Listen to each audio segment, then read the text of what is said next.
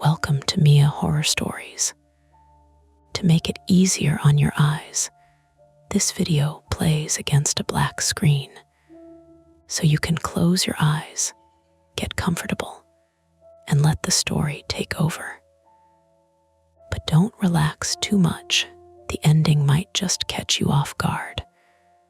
Stay with me until the very last word. The call came in at 9:43 p.m., right as I was standing in front of my bedroom mirror, with one arm inside my raincoat and the other still bare, trying to decide whether the coat made me look like a woman with a plan or a woman who had given up and started dressing like a parking meter. My phone buzzed on the dresser. Not rang. Buzzed. A tight, angry little vibration against the wood, loud enough that the perfume bottles clicked together. I looked over because I was expecting a message from Jules downstairs. Something like, "Move your ass," or "I swear to God I'm leaving without you." But the screen showed an unknown number with a 312 area code. Chicago. That didn't narrow much down.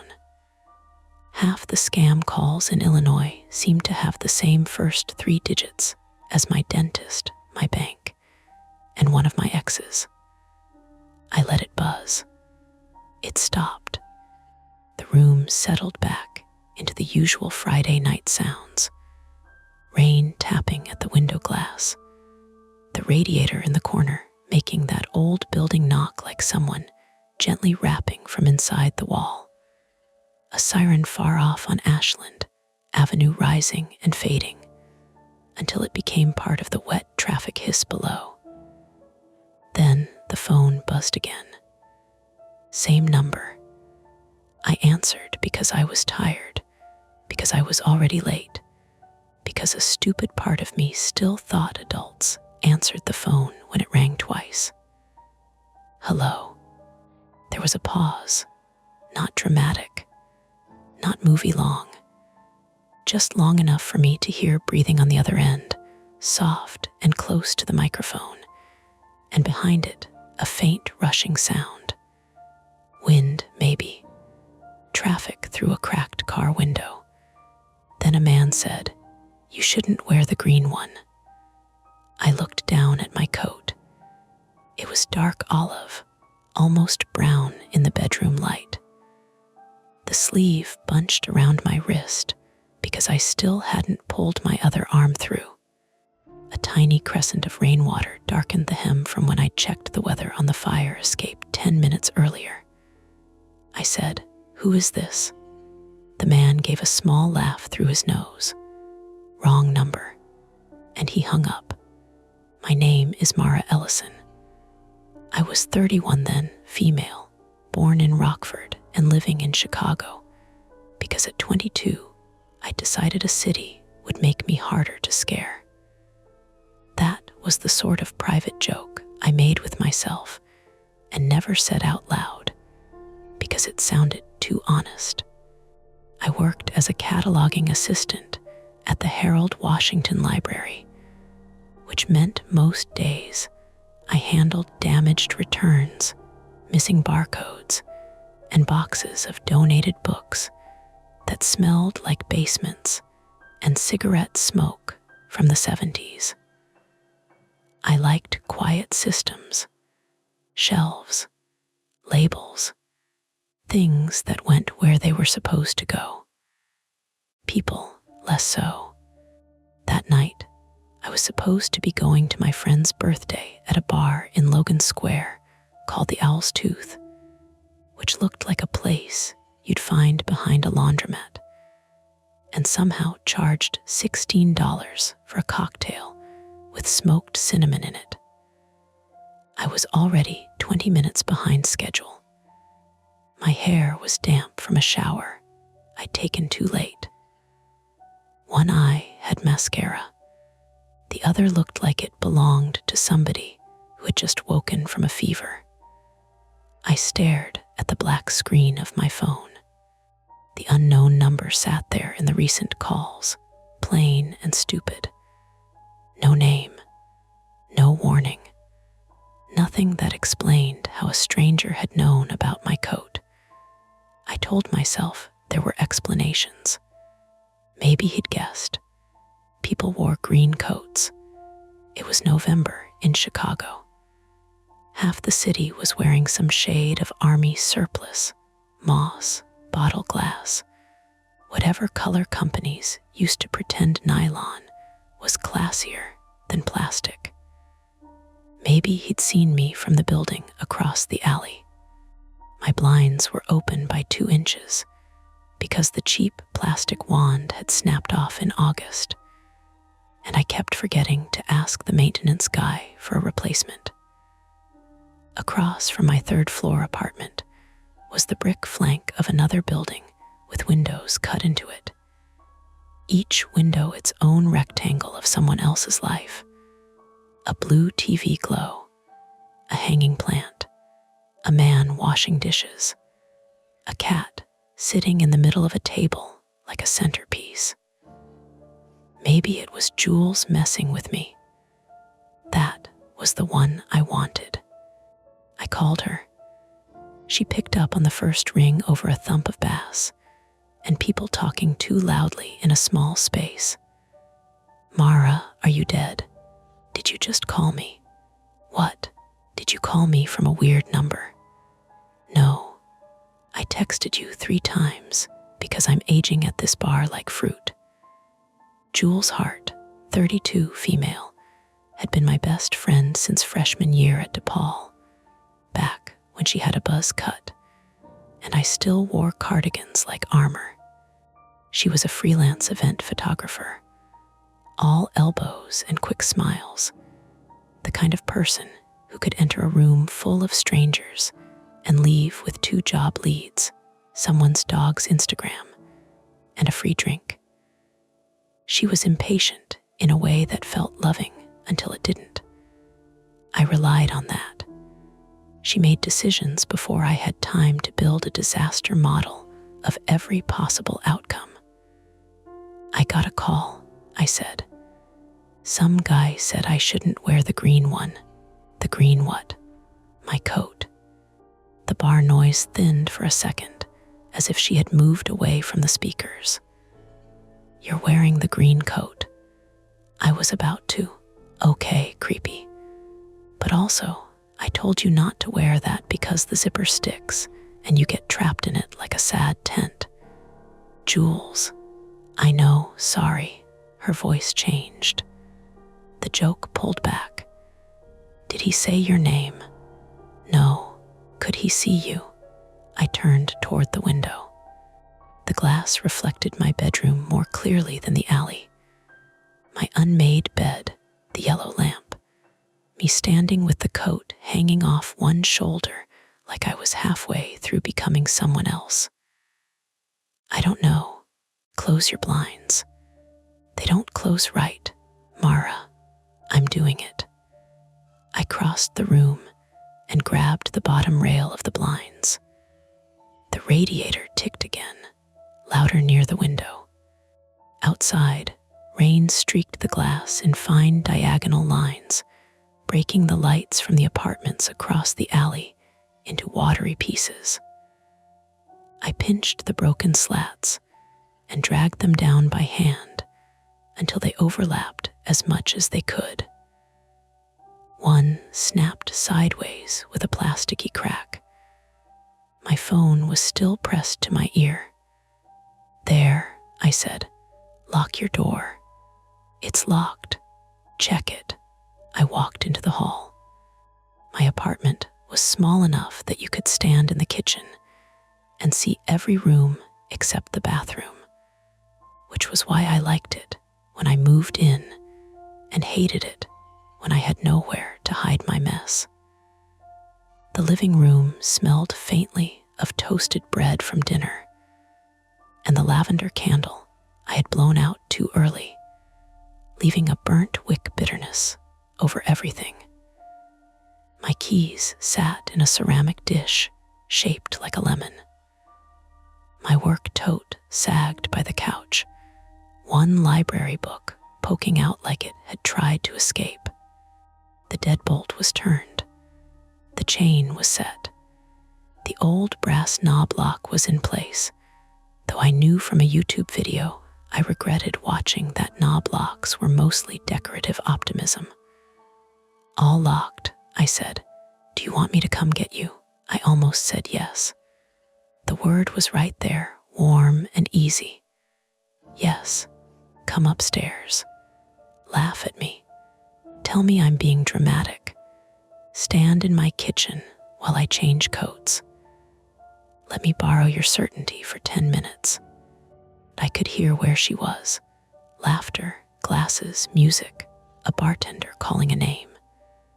The world moving on without making a threat map out of a wrong number. And there was something else. A flaw, if I'm being fair. I did not like needing help once I had made a point of being fine. I could ask for directions, borrow a phone charger, tell a stranger there was spinach in their teeth. But fear made me stubborn. Fear made me perform competence for an audience that was usually just me. "I'm okay," I said. "It's probably a prank. Probably doesn't mean definitely. Thank you, human fortune cookie. I'm serious." "I know. Send me the number." I did. She stayed on the phone while I screenshotted the call log and texted it to her. The bubbles appeared, disappeared, appeared again. "Google gives me nothing," she said. "Just one of those garbage reverse lookup pages." "Great. Block it." I hovered my thumb over the screen. The unknown number looked harmless, just 10 digits, and a little phone icon. Blocking it felt like touching a spider with a tissue. Simple, sensible, somehow too intimate. What if it's someone who actually needs? "Nope," Jules said. "Not tonight. Block it." So I did. The apartment seemed to exhale around me after that, though nothing had changed except one number behind a digital wall. Rain still tapped. The fridge still hummed. A downstairs neighbor laughed once, sharp and bright. Then a door shut hard enough to send a shiver through the floorboards. "Put on a different coat," Jules said. "I'm not letting a weird man dictate my outerwear." "You absolutely are. Wear the black one. The black one has that coffee stain. The bar is dark. Everyone there is 30 and tired. No one cares." I went back to my bedroom and pulled off the green raincoat. It made a whispery sound as it slid down my arm. I hung it on the closet door instead of putting it away because, on some childish level, I didn't want to look like I was obeying. The black wool coat was on the back of my desk chair. It smelled faintly like cold air and the peppermint gum I kept in the pocket. I put it on, buttoned it crooked, fixed it. "There," I said, happy, thrilled. "Now get in a rideshare. Don't take the blue line. It's 2 stops. It's raining and some man just called to narrate your outfit." He didn't narrate. He editorialized. I laughed despite myself. It came out too thin, but it helped. Jules had that effect, sanding the edge off panic until it became a story we were already telling in the past tense. "I'll call the car," I said. "Share the ride with me." "Yes, Mom. And text when you're downstairs." "Yes, Mom. I'm not kidding." "I know." After we hung up, I stood in my bedroom for another minute with the phone in my hand. My reflection in the mirror looked almost normal now. Black coat, jeans, boots. One eye more finished than the other. I fixed the mascara because it was easier than thinking. Then I opened my rideshare app. The first driver canceled after 4 minutes.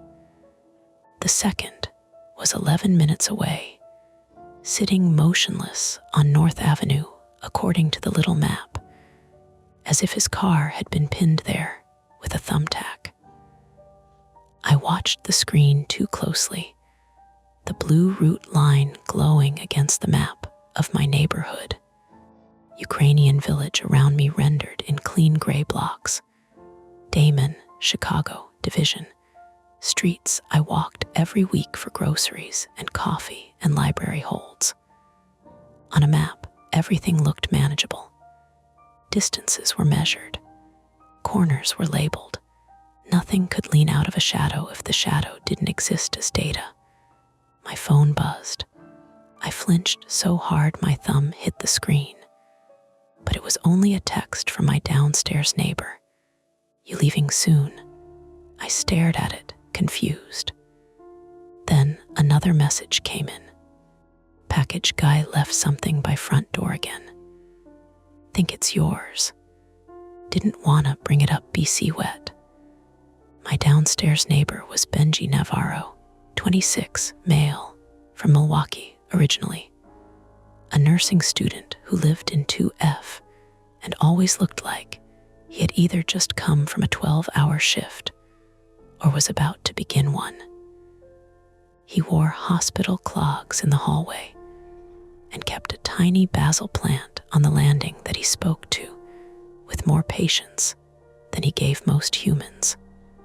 We were friendly in the building way, borrowed pliers, signed for packages, complained about the laundry machine like it was a corrupt public official. I texted back, leaving in a few. "I'll check. Thanks." 3 dots appeared. Front lock sticking again, BTW. Had to shoulder it. Landlord says humidity, lol, that was ordinary enough to be annoying. I shoved my phone into my pocket, grabbed my keys, and turned off the bedroom lamp. The room fell into a dim orange wash from the streetlights outside. For a second, the green coat on the closet door looked like a person standing there with narrow shoulders. I took it down and threw it on the bed. "Jesus," I muttered, because being startled by your own coat is the kind of thing that makes you angry at furniture. In the living room, I paused before opening the apartment door. Not because I heard anything, because I heard too much. Old buildings are never quiet. Pipes tick, refrigerators grumble. Someone's TV bleeds through a wall in soft bursts of laugh track.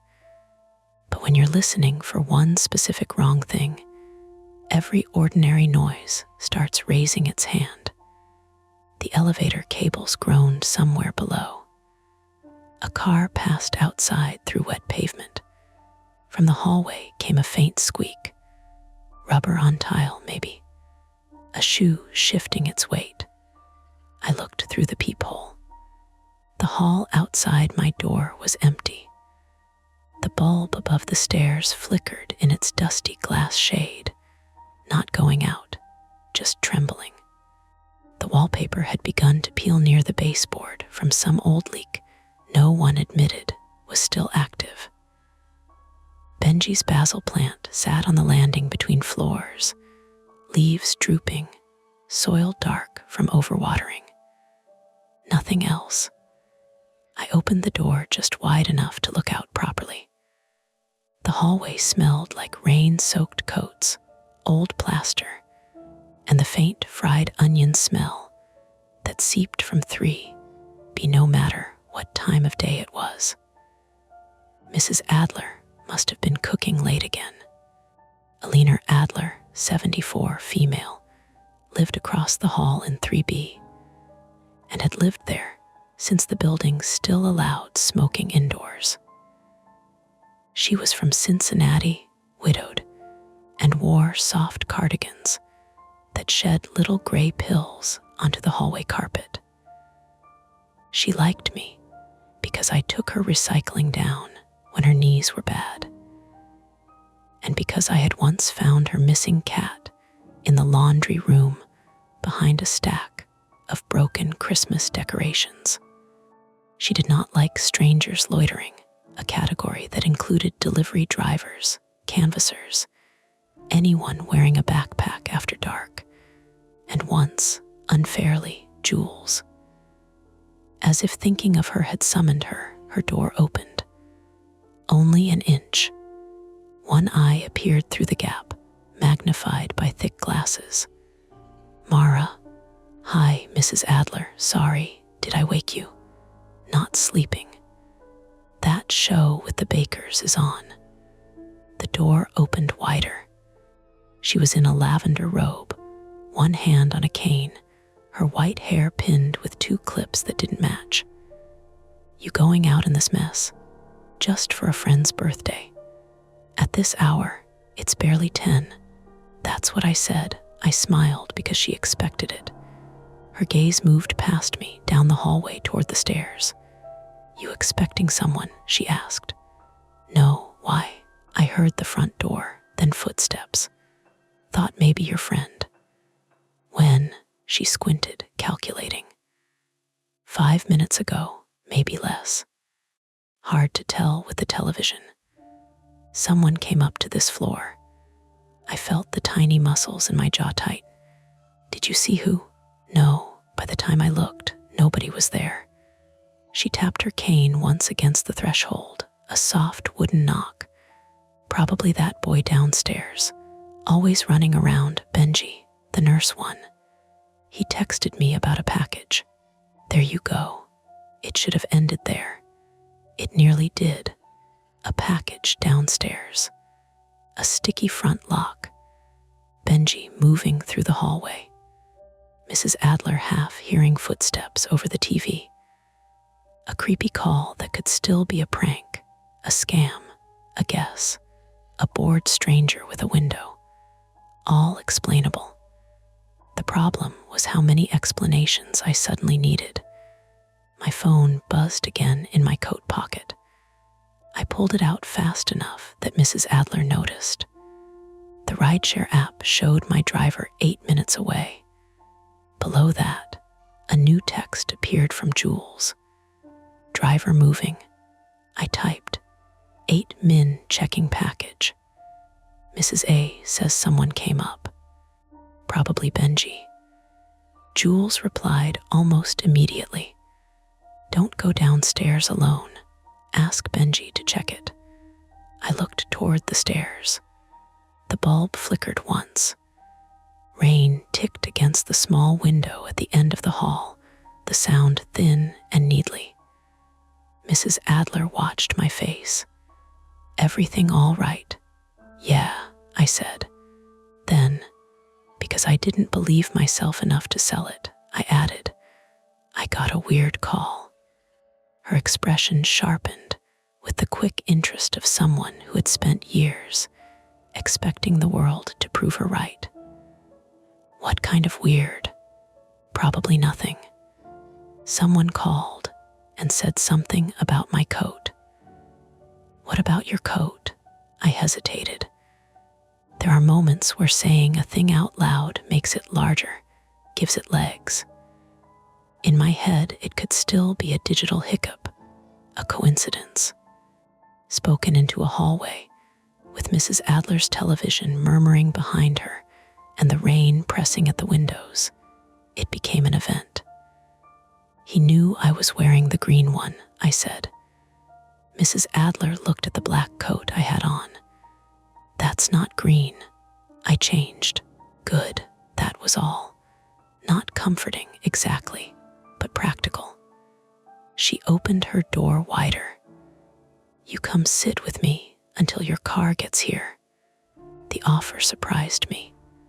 Her apartment smelled faintly of rose soap and chicken broth, and the TV behind her flashed bright colors across a wall of framed family photos. It was only across the hall, 10 feet maybe. A safe little island of lamplight and baking show judges. My phone buzzed again. Benji, this time. I can grab the package and bring it up if you want. I'm in lobby.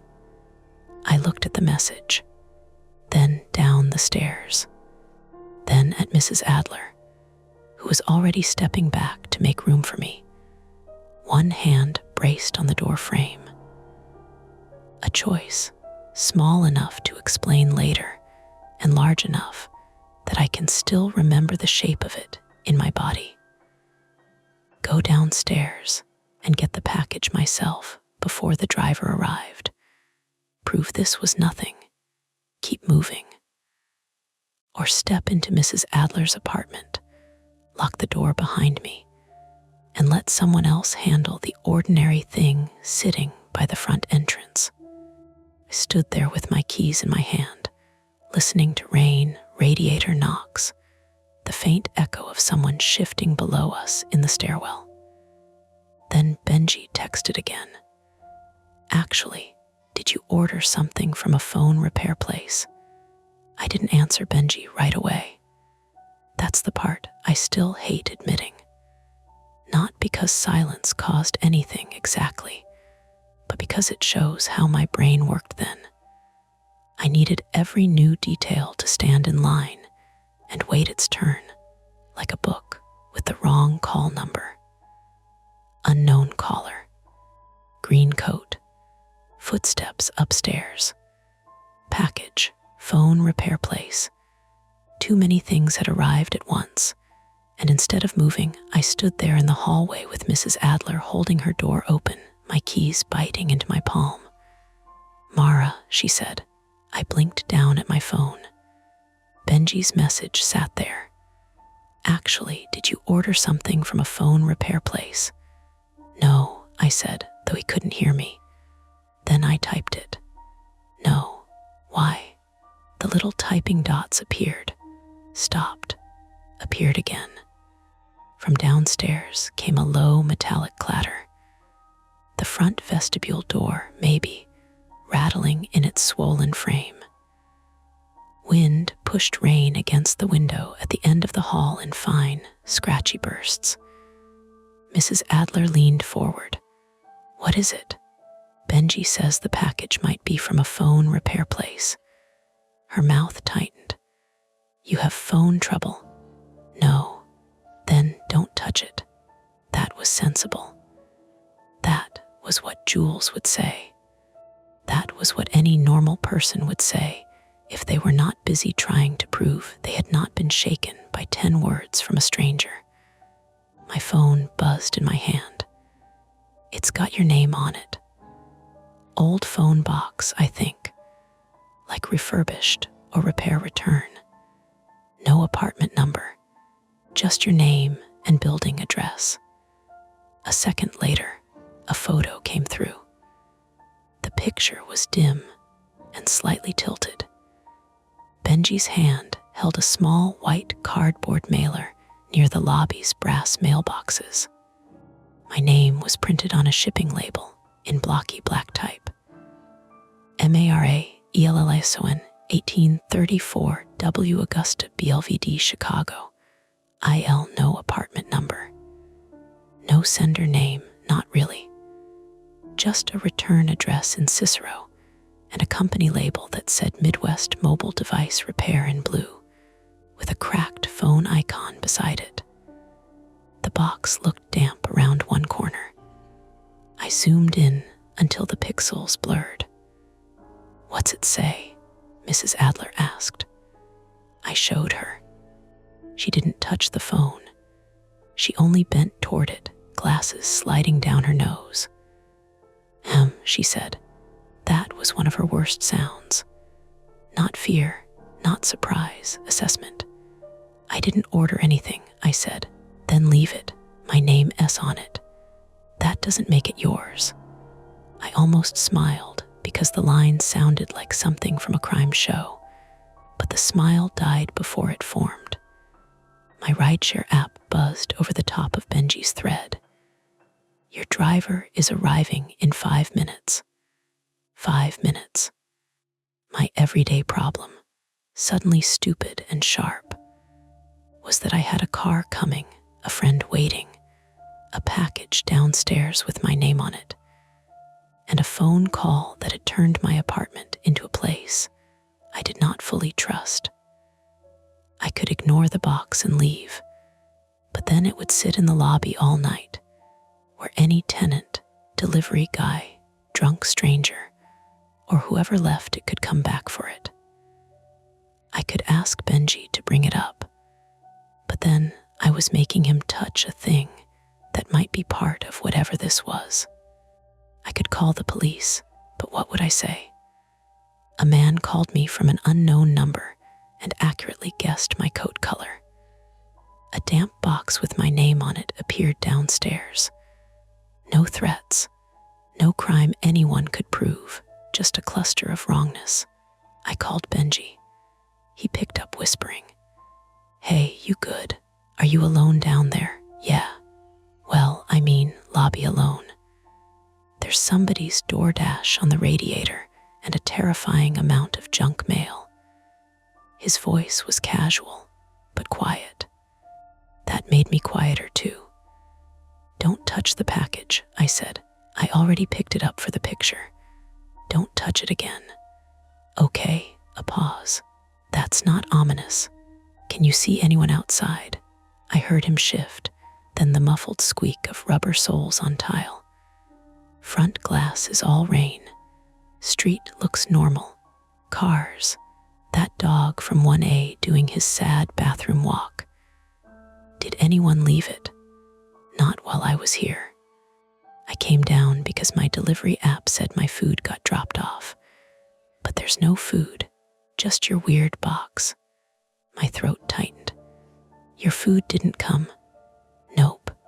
Photo in the app shows the lobby floor, but the bag isn't here. Unless someone stole my pad thai in the last 90 seconds, which honestly, Chicago crime is out of control." "Benji, I know, sorry." He lowered his voice further. "What's going on?" I told him about the call. Not all of it at first. I gave him the clean version.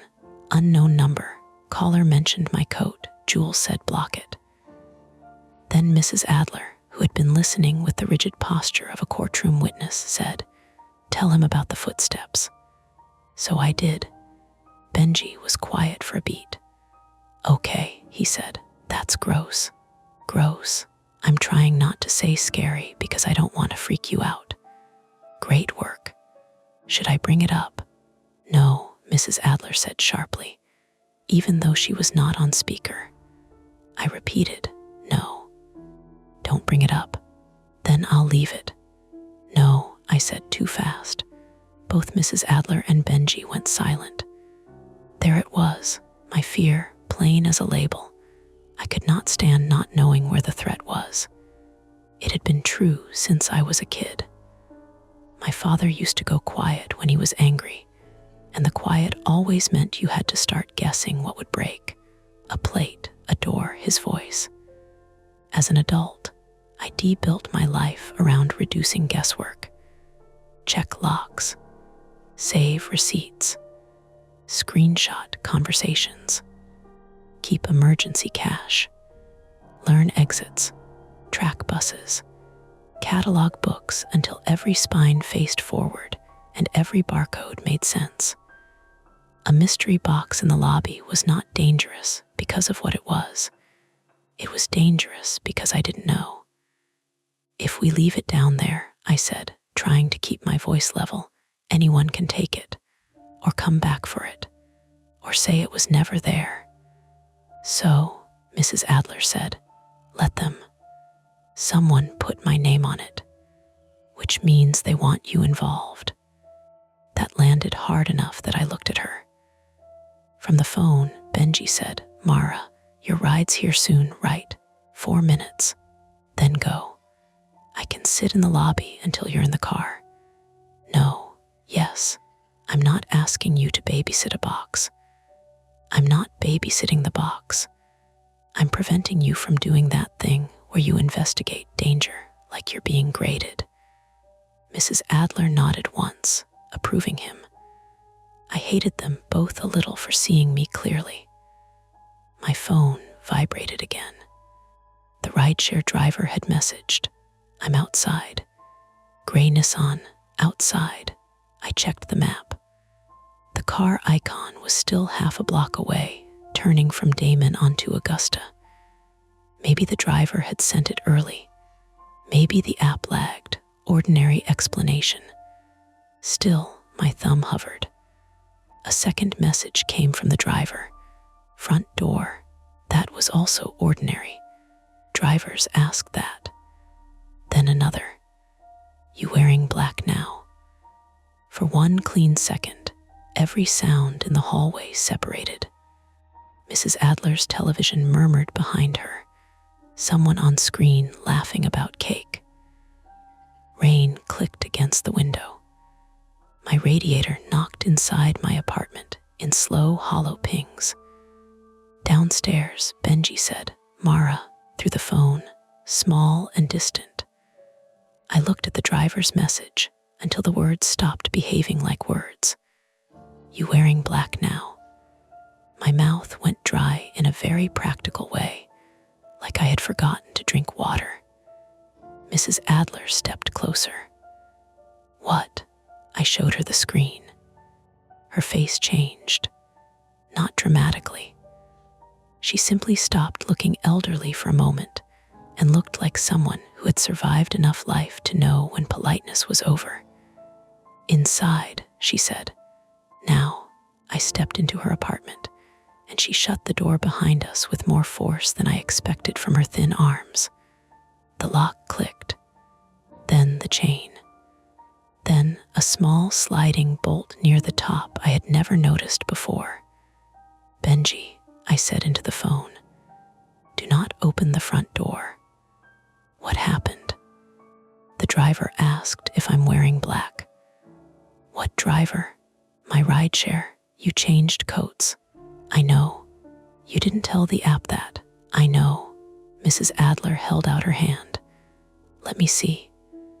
I gave her the phone because she had become, abruptly, the kind of person who expected obedience. She peered at the app screen, lips pursed. Cancel it, she said. If I cancel, they charge, Mara. I canceled the ride. The driver's profile vanished, replaced by a polite message asking if I wanted to report a safety issue. My thumb shook enough that I hit the wrong button twice. Benji said, I'm looking through the lobby glass. I don't see a gray Nissan. Don't stand in front of the glass. I'm not. I'm by the mailboxes. Move away from the door. Already moving. Mrs. Adler pointed toward her kitchen table. Sit down before you fall down. I'm not going to fall. Then stand dramatically if that helps. Her apartment was warmer than mine and cluttered in a way that should have comforted me. Crocheted blanket over the sofa, ceramic birds on the windowsill, a bowl of wrapped peppermints on the table. The baking show on mute now, bright contestants moving their mouths soundlessly under studio lights. The air smelled like rose lotion, chicken broth, and the faint medicinal scent of muscle rub. She took her own phone from the table, an older model in a red case, and handed it to me. Call the police. I stared at it. This was another thing fear did to me. It made me hesitate at thresholds, not physical ones, social ones. The moment where a situation became serious because I had asked someone official to treat it that way. What do I tell them? The truth. It sounds insane. It sounds like harassment. It sounds like nothing yet. Benji said, Mara, it does not sound like nothing. From my phone, another notification appeared. Not the rideshare. A text from the unknown number I had blocked. Except blocked numbers weren't supposed to come through like that, so at first my brain refused it. The message arrived in a separate filtered thread, marked unknown sender, gray and sterile. Black was better. I made a sound I didn't mean to make. Mrs. Adler snatched her cane from where it leaned against the wall. What now? He texted, I said. Benji swore softly. I opened the thread with the edge of my thumb, as if the words might stain me. There was only the one message. Black was better. No link, no photo, no emoji. Nothing I could tap that would turn into proof beyond the screenshot I immediately took, because cataloging had taught me one thing useful for terror: preserve the record before the record changes. Then the lights went out. Not all at once in the building. At least I don't think so. In Mrs. Adler's apartment, the TV snapped black, the refrigerator cut off mid-hum, and the kitchen light blinked away, leaving us in the dirty amber wash from streetlights through rain-streaked blinds. Mrs. Adler inhaled sharply. Downstairs, through the phone, Benji said, "Power just went in the lobby." For a few seconds, nobody moved. Then the emergency light in the hallway outside Mrs. Adler's door kicked on, weak and bluish, leaking around the doorframe. Somewhere below, the front vestibule door slammed. Once, hard, Benji whispered, "Someone S at the front door." "Do not open it," I said. "I'm not by it. Go to your apartment. My keys are upstairs in my scrub jacket." "What?" "I came down for food. I didn't think I'd be entering a hostage situation with no keys." Mrs. Adler muttered something that sounded like men. "Can you get into the laundry room?" I asked. "Yeah, but it doesn't lock." "Go there anyway, away from the glass." I heard him moving. His breathing changed, faster now. Rubber soles squeaked, then a door creaked, then the faint hollow echo of the laundry room swallowed his voice. "There," he said. "I'm in. Smells like wet towels and despair. Stay there." Mrs. Adler was already pulling a flashlight from a drawer, along with batteries, cough drops, 2 tape measures, and a screwdriver. Her hands trembled, but they worked. She clicked the flashlight on. A narrow beam cut across the kitchen table and landed on my phone. "Police," she said again. I called. The dispatcher's voice was calm in the trained way that made me feel both steadier and foolish. "Chicago emergency." "What's the address of the emergency?" I gave the building address, then my apartment number, then corrected myself because I was in Mrs. Adler's apartment, then had to spell Adler. My words came out tangled. "What is happening there?" I said. "I'm being harassed, possibly stalked. Someone called me and knew what I was wearing. Then they messaged me after I changed, and a rideshare driver messaged the same thing. And there's a package downstairs with my name on it that I didn't order. The power just went out, and someone is at the front door." The sentence sounded impossible once spoken. The dispatcher did not laugh. "Are you in a secure location?" "Yes. Apartment 3B, door locked." "Is anyone injured?" "No." "Do you see the person?" "No." "Do you know if they are inside the building?" That question did what the caller had done.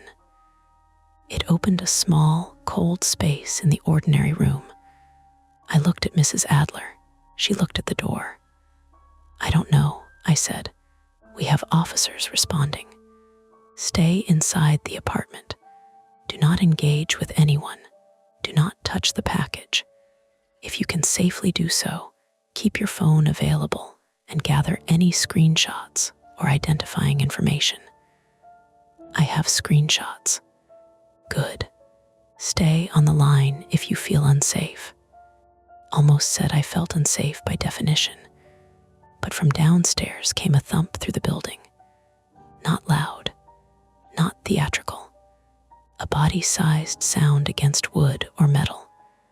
Benji whispered into my other phone, "Mara, I'm here. Someone's in the lobby." Mrs. Adler reached over and gripped the back of a kitchen chair. "How do you know?" I asked.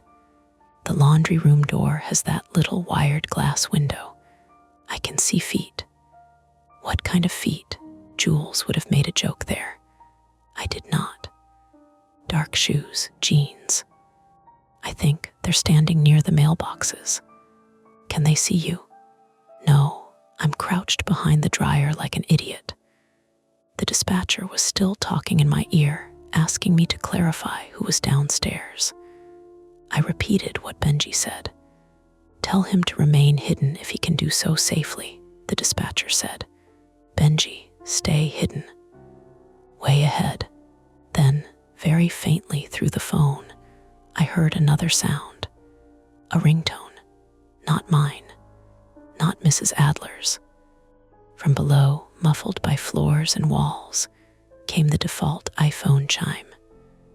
Bright, cheerful, completely wrong. Benji said, the package is ringing. Nobody spoke. The ringtone played again, muffled inside cardboard. The concrete problem clarified itself in the worst possible way. There was a phone in the box. A phone addressed to me. A phone somebody had placed in our lobby, now ringing during a power outage while someone stood near it. Mrs. Adler whispered, "Don't answer it." "I'm not downstairs," I whispered back, though I understood she meant don't answer in any sense. "Don't respond. Don't take the bait," the dispatcher asked. "What is ringing?" I explained. She said, "Do not approach it. Officers are en route. How long? I don't have an exact ETA. Stay where you are." That was when Jules called. Her name filled my screen over Benji's active call and the dispatcher on Mrs. Adler's phone. For half a second, I wanted to answer her more than I wanted air. Then I remembered the ride-share driver, the number, the fact that any screen could become a mouth. I declined and texted instead. "Police called, power out." "Don't come here," she responded. "I'm already in a cab." 6 min no, I said aloud. Mrs. Adler snapped. "What? Jules is coming." "Tell her not to." I did. "She won't listen." "No," Benji, still on the line, said. "Sounds like Jules." The package stopped ringing. The absence was worse. The building seemed to lean into it. Then Benji whispered. The person picked it up. My spine pressed back against Mrs. Adler's kitchen wall. "What?" They picked up the box. "Are they leaving?" "I can't see." "Wait." His voice became smaller. "No, they're coming toward the stairs." Mrs. Adler lifted her cane with both hands, not like a weapon exactly, but not like a walking aid either. "Benji," I said, "can you get out another way?" Laundry room has that back service door to the gangway, but it sticks. And it might be chained from outside. I don't know. The front stairwell in our building ran straight up from the lobby, past the second floor to us. There was no elevator, no locked interior door between whoever had the box and Mrs. Adler's apartment. If the person wanted the third floor, they had one route and all the time needed to climb it. My phone buzzed again. Unknown sender. Tell Benji to stop hiding. I stared at the message until it became nothing but black shapes on white. He knew Benji's name. I had said it on calls, in texts, in the hallway. That was the rational explanation. Maybe he was close enough to hear. Maybe there was a device. Maybe my phone was compromised. Maybe Jules's phone. Maybe the rideshare wasn't the rideshare. So many possibilities that none of them helped. Mrs. Adler saw my face. "What?" I showed her. She crossed herself quickly, almost angrily, then seemed embarrassed and lowered her hand. The dispatcher said, "Ma'am, stay inside the apartment. Officers are responding." But Benji was downstairs without keys, hiding in a laundry room whose door did not lock. Jules was in a cab headed toward our building. Someone who knew too much had picked up the ringing package and was coming upstairs. And I had done what I always did when fear arrived. I had tried to catalog it instead of act. "I have to warn Jules," I said. "You already did," Mrs. Adler said. "She's 6 minutes away. Police are coming. So is whoever that is." The stairwell creaked below us. One step, then another, slow, not sneaking, not running, just climbing with the patient rhythm of someone who understood exactly how sound traveled in an old building. Mrs. Adler turned off the flashlight. The blue emergency glow slipped under the door, thin as watered milk. I could hear my own breathing now, and Mrs. Adler's, and through my phone, Benji's tight little inhales behind the dryer. Then my blocked number called again. Not my phone, Mrs. Adler's. Her red-cased phone lit up on the table in my hand, still connected to 911 through call waiting, vibrating against the wood beside a bowl of peppermints. Unknown number. Same 312. Mrs. Adler looked at it. I looked at it. The footsteps reached the second floor landing and kept coming. The phone on Mrs. Adler's kitchen table kept vibrating. Not ringing anymore. Vibrating. That somehow felt worse. The sound trapped in the wood. A frantic insect buzz against the peppermints, and pill organizer, and folded grocery coupons. The screen glowed with the same unknown 312 number. White letters on black glass. Patient as a hand raised in class. Mrs. Adler looked at me. I looked at the door. The footsteps in the stairwell had reached the bend between the second and third floors. In our building, the stairs turned halfway up, with one narrow landing where a radiator used to be before the landlord removed it and never patched the floor. You could always tell where someone was by the rhythm. The hollow thump from the lower flight, the brief pause on the landing, then the sharper creak of the upper steps that climbed directly toward our hallway. Whoever was coming up had made the pause.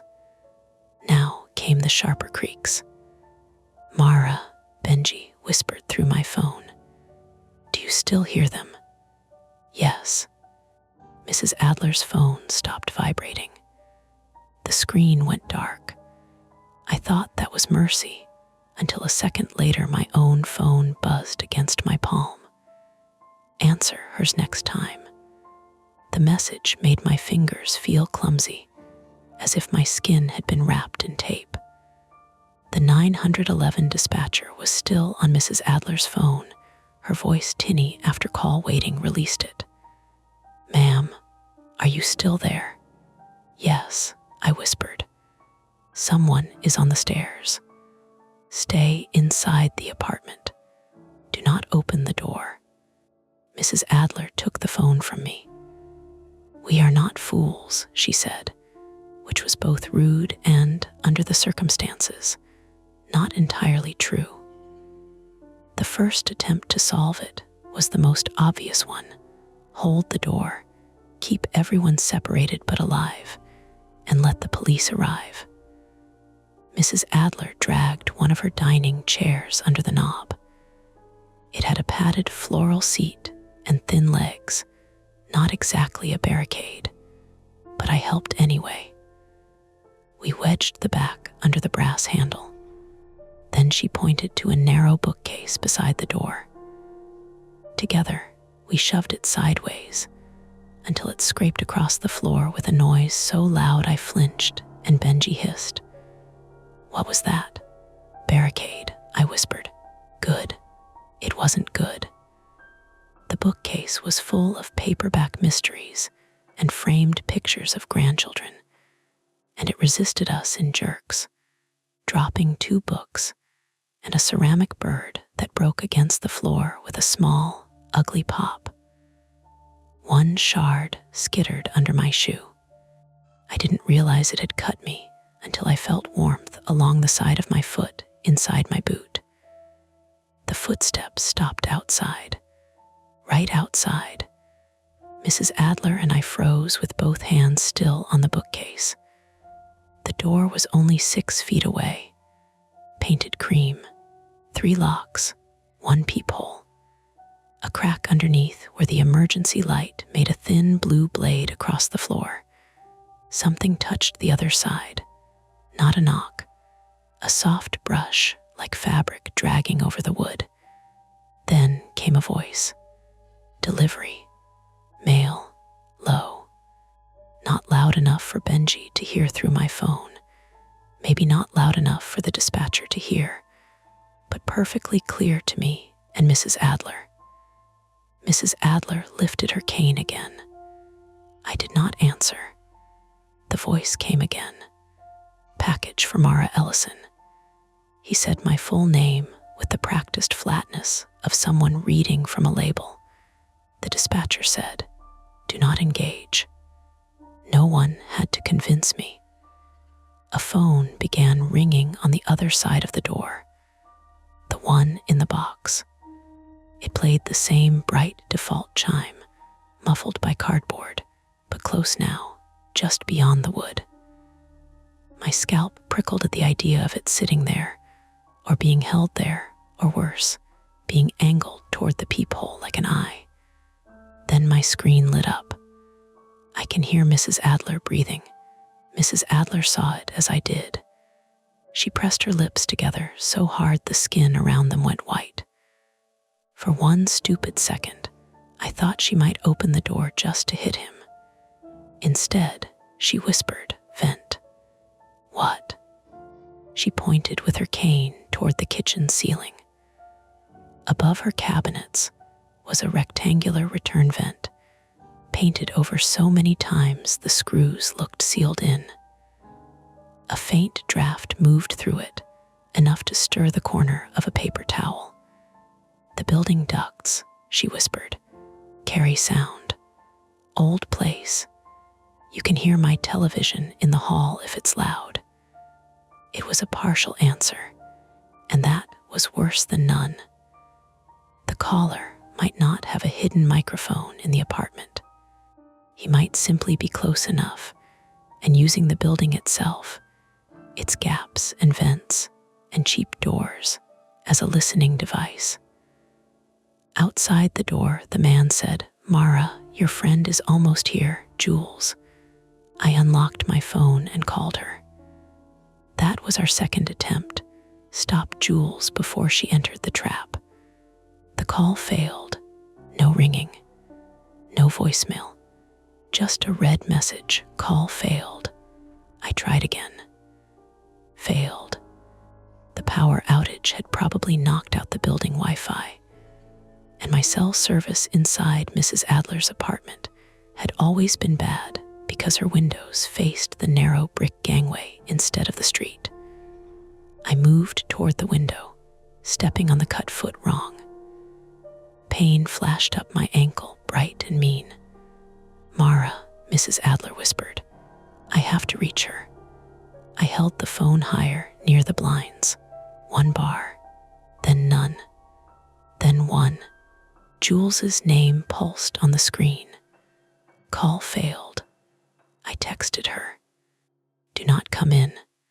Call 911. Geo to corner store on Diamian." The message hung unsent. A tiny gray line beneath it, not delivered. I wanted to throw the phone through the window. Instead, I pressed my knuckles against my mouth until I tasted hand soap and the copper edge of panic. Through Benji's call, I heard him breathing hard. He was still in the laundry room off the lobby, past the mailboxes, past the little shelf where people left free books and broken umbrellas. Laundry room had 2 washers on the left, dryers on the right, a utility sink in the back, and the service door to the gangway beside it. That door opened to the narrow passage between our building and the next, where trash bins lined up under dripping gutters. "Benji," I whispered, "can you get to the service door?" Trying. Metal rattled through the phone. "It's chained," he said. "From inside or outside?" "Inside, but with a padlock." "What? Why?" "Because our landlord is a visionary in fire safety." Mrs. Adler closed her eyes briefly, as if filing that under things she had always suspected. "Can you break it?" "With what? A bottle of detergent?" "You're in a laundry room. There has to be something." I heard him move. A dryer door clanged softly. Something plastic fell. He cursed under his breath. Outside Mrs. Adler's apartment, the man with the package had gone quiet. That was not relief. Quiet meant he was choosing. Then came a knock from the hallway window. 3 taps. Light, quick. Mrs. Adler and I both turned. The hallway window was at the far end beyond our door, above the stairs, facing the gangway. From inside her apartment, we couldn't see it, but we heard the taps through the old walls, glass answering knuckle or branch or rain loosened wire. Tap, tap, tap, then again. Tap, tap, tap. For one wild moment, I imagined someone outside on the fire escape, 3 floors up, tapping to be let in. A second person, an accomplice, a face at the glass. Mrs. Adler whispered, "No." The tapping came again, faster. Benji said, "What is that?" "Hall window." "Is someone outside?" "I don't know." Mrs. Adler's apartment had a side window in the living room that faced the same gangway. She moved toward it with the flashlight off, one hand on the wall, her cane tucked under her arm. I followed despite the pain in my foot. We eased the blind aside less than an inch. Outside was a wet brick canyon lit by spill from neighboring windows, and the weak emergency light in our hall. Rainwater dripped from fire escape grates. Black trash bins gleamed below. The metal ladder zigzagged down the building next door, slick and empty. Then something pale moved near the hallway window. I nearly screamed. Mrs. Adler did, but only a little, a sharp breath swallowed behind her teeth. The pale thing slapped the glass again. Tap, tap, tap, not a hand. A plastic grocery bag caught on the rusted fire escape railing, snapping in the wind, and tapping the hallway window each time. A gust shoved it forward. Misdirection. Terrifying, stupid, explainable. I laughed once, without humor, and it turned into a cough. "Bag," I whispered to Benji. "It's just a bag." "Great," he said. "I love bags now." The explanation should have steadied me. It didn't. It only reminded me how ready my body was to turn anything into a threat, and how impossible it was to tell the difference quickly. From the hallway came the soft squeal of cardboard against the floor. The package was being slid under Mrs. Adler's door. Only it didn't fit. The gap was too narrow. The box pressed in, flattening the edge of the cardboard, then withdrew. A second later, something smaller slid through. A shipping label, just the label, peeled from the box. It came face up beneath the door and stopped against the chair leg. Mrs. Adler made a disgusted sound. I crouched before she could tell me not to, and used the end of her cane to drag it closer. My name, the building address, the fake phone repair company. But now I could see what Benji's photo had not shown. Beneath the main label, partly exposed where the top sticker had peeled, was another label, different font, different name. Julia Hart, then the rest torn away. Jules. Not Jules's full preferred name, but her legal name. The one on her driver's license, the one she hated because only her mother and airlines used it. The package had not been meant only for me, or it had been relabeled. My text to Jules still said not delivered. I tried calling again. Failed. My friend's name is under the label, I said to the dispatcher, my voice thinner now. He has her name too. Officers are en route, the dispatcher repeated. That phrase had begun to feel like a hallway with no door at the end. Can you contact them? Tell them there's someone inside the building. I'm updating the call. Outside the apartment, the man finally knocked. 3 times. Then he walked away. We heard his steps retreat down the hall, not toward the stairs, but toward my apartment door across from Mrs. Adler's. I knew the distance by sound.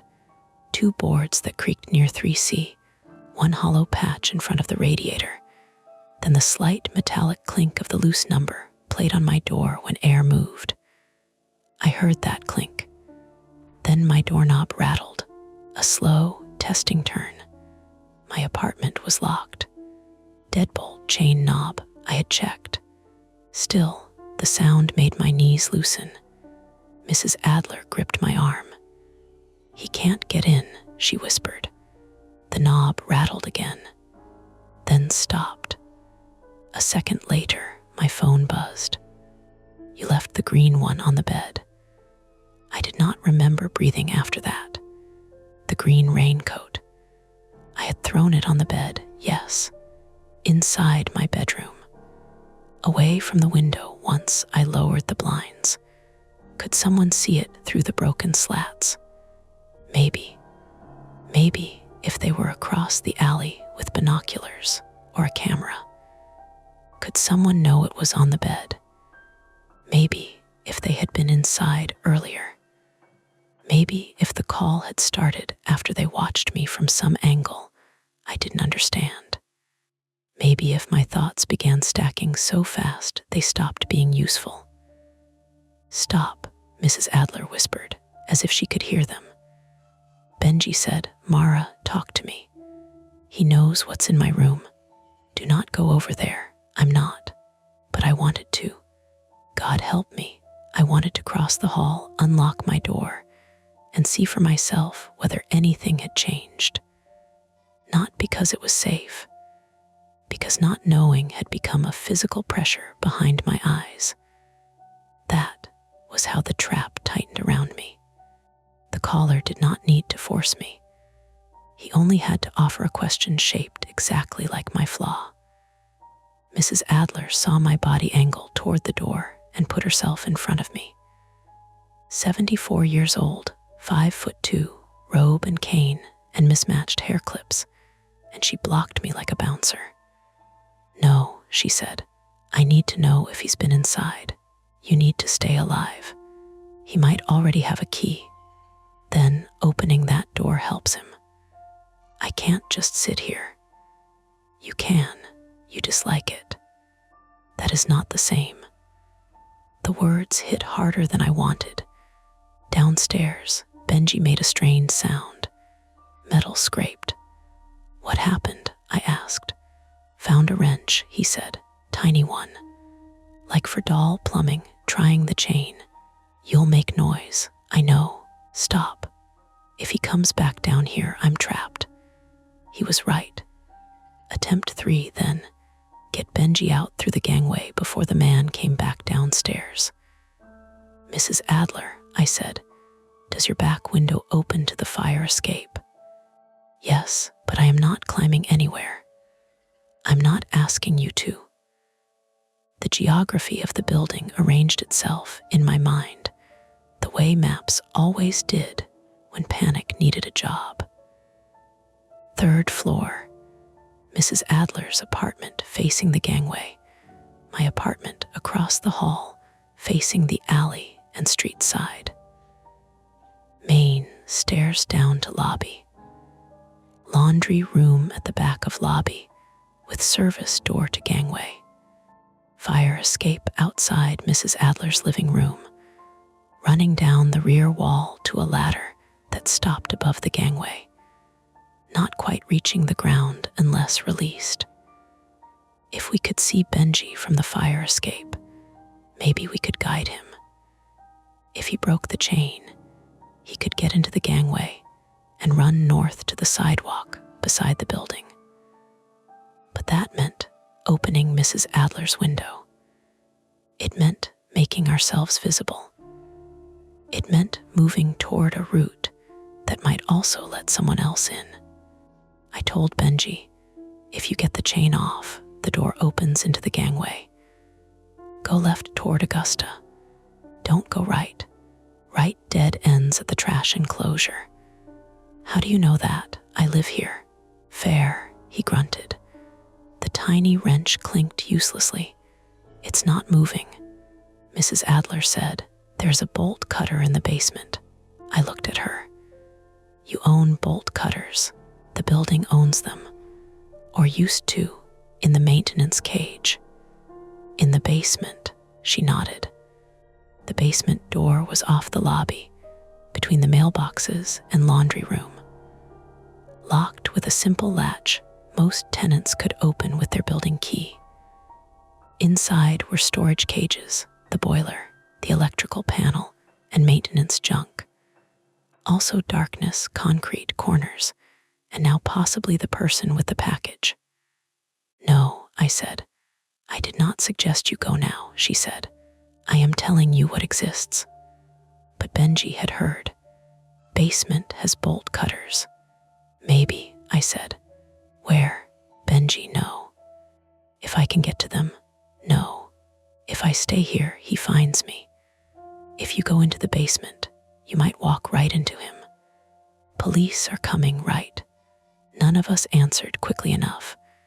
The dispatcher said officers were still responding. Rain kept needling the glass.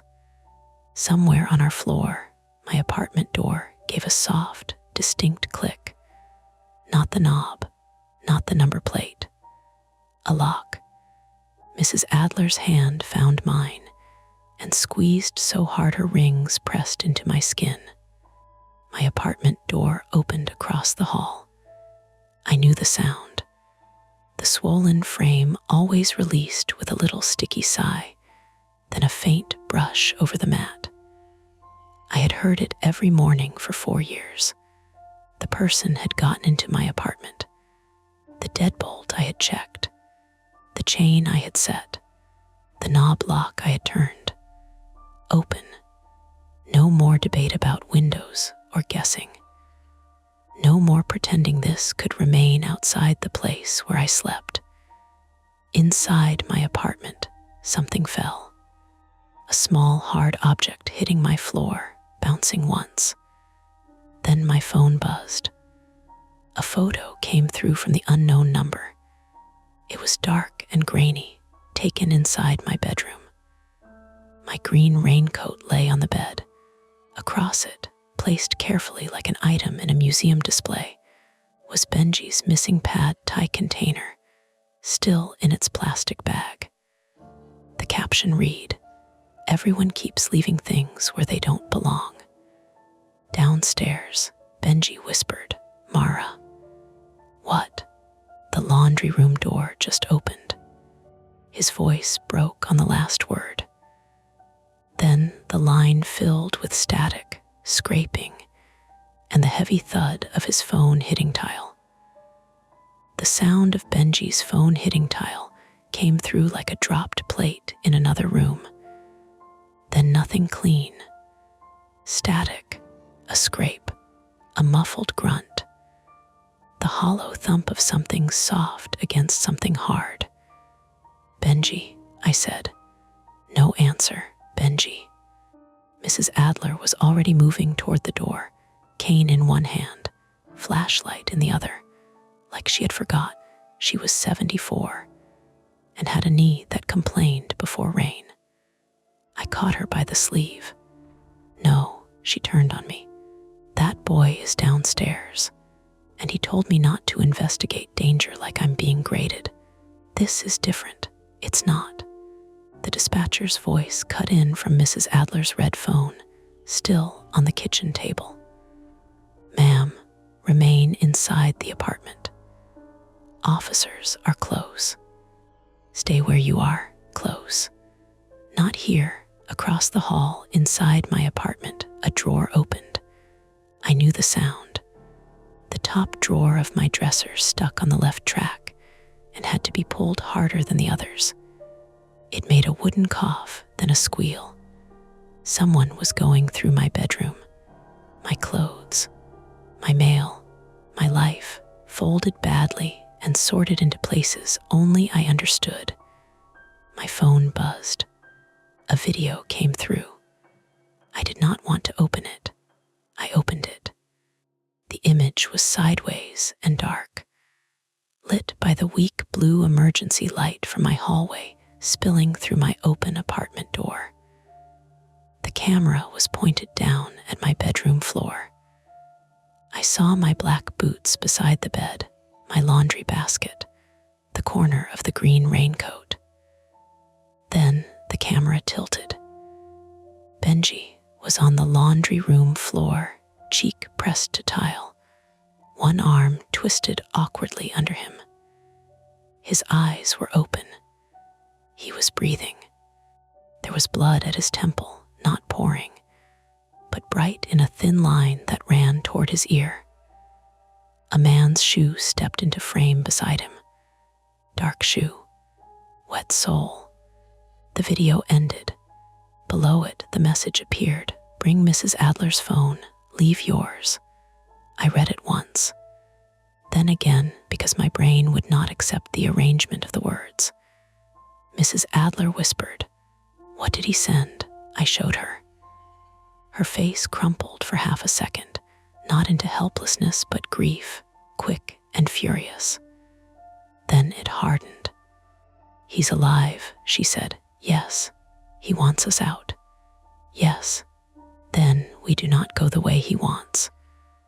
That was the first smart thing either of us had said in several minutes. I looked around her apartment. Front door, blocked, watched, useless. Kitchen, no exit. Bathroom, small window painted shut. Living room, side window to the fire escape and gangway.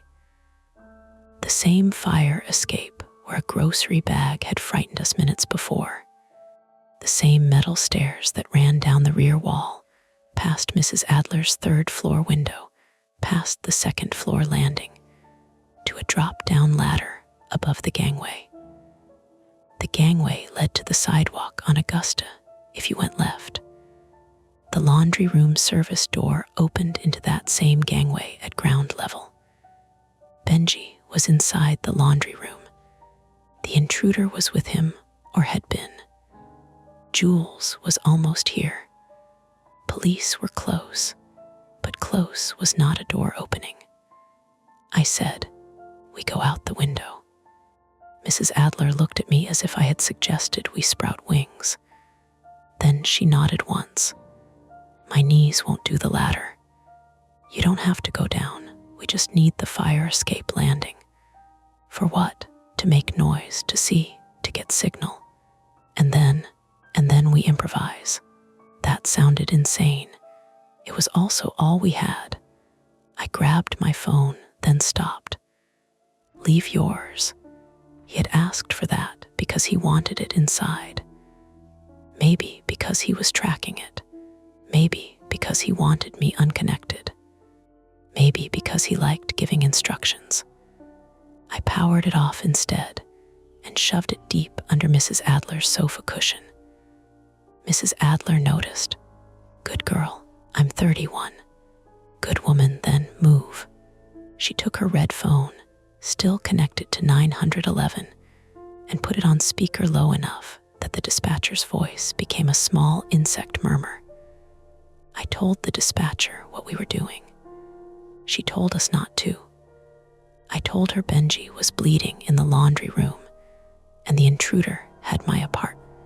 She repeated that officers were responding. Her voice was steady.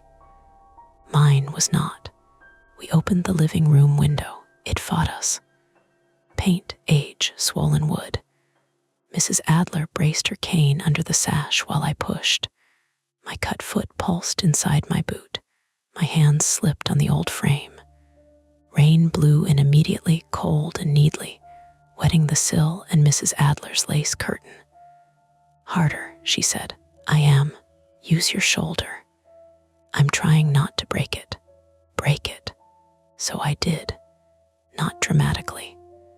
I rammed my shoulder into the lower frame with a grunt, and the old paint seal cracked with a sound like bone in my head. The window jolted up 3 inches, then 6, enough for rain and air and the smell of wet brick to rush in. I climbed out first. The fire escape landing was slick, metal grating under my boots, black with rain. 3 floors above the gangway, the trash bins below looked small and glossy. A plastic bag snapped against the railing near the hall window, tap, tap, tapping like a nervous finger. I turned and helped Mrs. Adler. She did not climb so much as fold herself through the window by force of anger. 1 slipper came off and fell back into the living room. She cursed in a way I had never heard from her, then sat hard on the metal landing, breathing through her teeth. You okay? No. Can you stand? Don't ask stupid questions. She stood. Across the narrow gap, the windows of the neighboring building glowed with other people's lives. A man in a white undershirt washed a dish. A TV flashed blue. Someone laughed. The ordinary world was 10 feet away and unreachable. Mrs. Adler held the phone up. 1 bar, then 2. The dispatcher's voice sharpened. I can hear you more clearly now. Officers are arriving in the area. I looked down. The gangway was a dark slot between buildings. The laundry room service door sat below us, a gray metal rectangle with a small wired glass window. From here, I could see the inside light was out, but a faint glow moved behind the glass. A flashlight, the intruder S, Benji's phone, I didn't know. At the front of the building, beyond the gangway mouth, headlights slid across wet pavement. A car stopped. Not police. A yellow cab, Jules. No, I breathed. She got out with her hood up, 1 hand over her head, phone in the other. From 3 floors up, she looked smaller than she had any right to look. She was turning toward the front entrance. Jules, I shouted. Rain swallowed most of it. She didn't look up. Jules. This time she paused, her face tilted toward the fire escape, pale under the streetlight. Don't go in, I yelled. Back up, call police. She raised 1 hand in a confused what gesture. Then the front door of our building opened from inside. A figure stood there, hooded, average height, dark jacket. 1 hand braced on the door. Jules froze. So did I. The figure lifted a phone. Mrs. Adler's red phone buzzed in her hand. Unknown number. The person at the door was calling us while looking at Jules. Mrs. Adler did not hesitate. She answered and put it on speaker. Get away from her, she said. For the first time, we heard his voice not through old walls or text or my panic, but live and flat from the phone. Mara, you didn't follow directions. Jules backed 1 step toward the cab, but the cab had already started to pull away. Of course it had. City drivers did not wait for horror to organize itself. "Jules," I shouted, "run to Damon." The hooded man stepped out of the doorway. Jules ran, not gracefully. Her boots slipped on wet pavement. She caught herself on the parking meter, then bolted toward the corner. The man moved after her for 3 steps. Then Benji screamed from the laundry room. It was raw, human, not movie long. A short tearing sound that snapped the man's attention back toward the building. Mrs. Adler made a decision before I did. She turned toward the fire escape stairs. "What are you doing, going down? You said your knees." "I know what I said." She started down 1 step, and her bad knee buckled. I caught her by the back of her robe. She cried out, a small pained bark, and grabbed the railing. For 1 awful second, we both nearly went over. My cut foot slid on metal. My shoulder slammed into the rail hard enough to spark pain down my arm. "Stop," I said. "Stop." Below, the hooded man disappeared back through the front door. Jules was out of sight toward Damon. Benji was downstairs. The police were not yet in the gangway. We needed to get to the laundry room. The fire escape ladder release was a rusted lever attached to the lower landing between the 2nd and 1st floors. If we could get the ladder down, I could reach the gangway and the laundry room service door. Mrs. Adler could stay on the landing with the phone and direct police. "I'm going," I said. Mrs. Adler gripped my wrist. "Take the cane." "I need both hands." "Take the cane." She forced it into my hand like a blessing or a weapon. I climbed down. The metal steps were slick. Rain ran along the rails. My foot hurt every time I put weight on it, the ceramic cut rubbing raw inside my boot. Halfway down, I heard a door slam inside the building. Then another sound, the front stairwell door to the lobby banging against the wall. He was moving fast now. So was I at the 2nd floor fire escape landing. I slipped. My left boot skidded out. My ribs hit the stair edge. Air punched out of me. The cane clattered down 2 steps and caught between rails. I hung there, 1 hand locked around the railing, rain in my eyes, unable to breathe for 3 beats. Not dramatic, just pain. Then Mrs. Adler's voice came from above, fierce and thin. "Get up, Mara." So I got up. At the lower landing, I found the ladder release. It was rusted stiff. I yanked it. Nothing.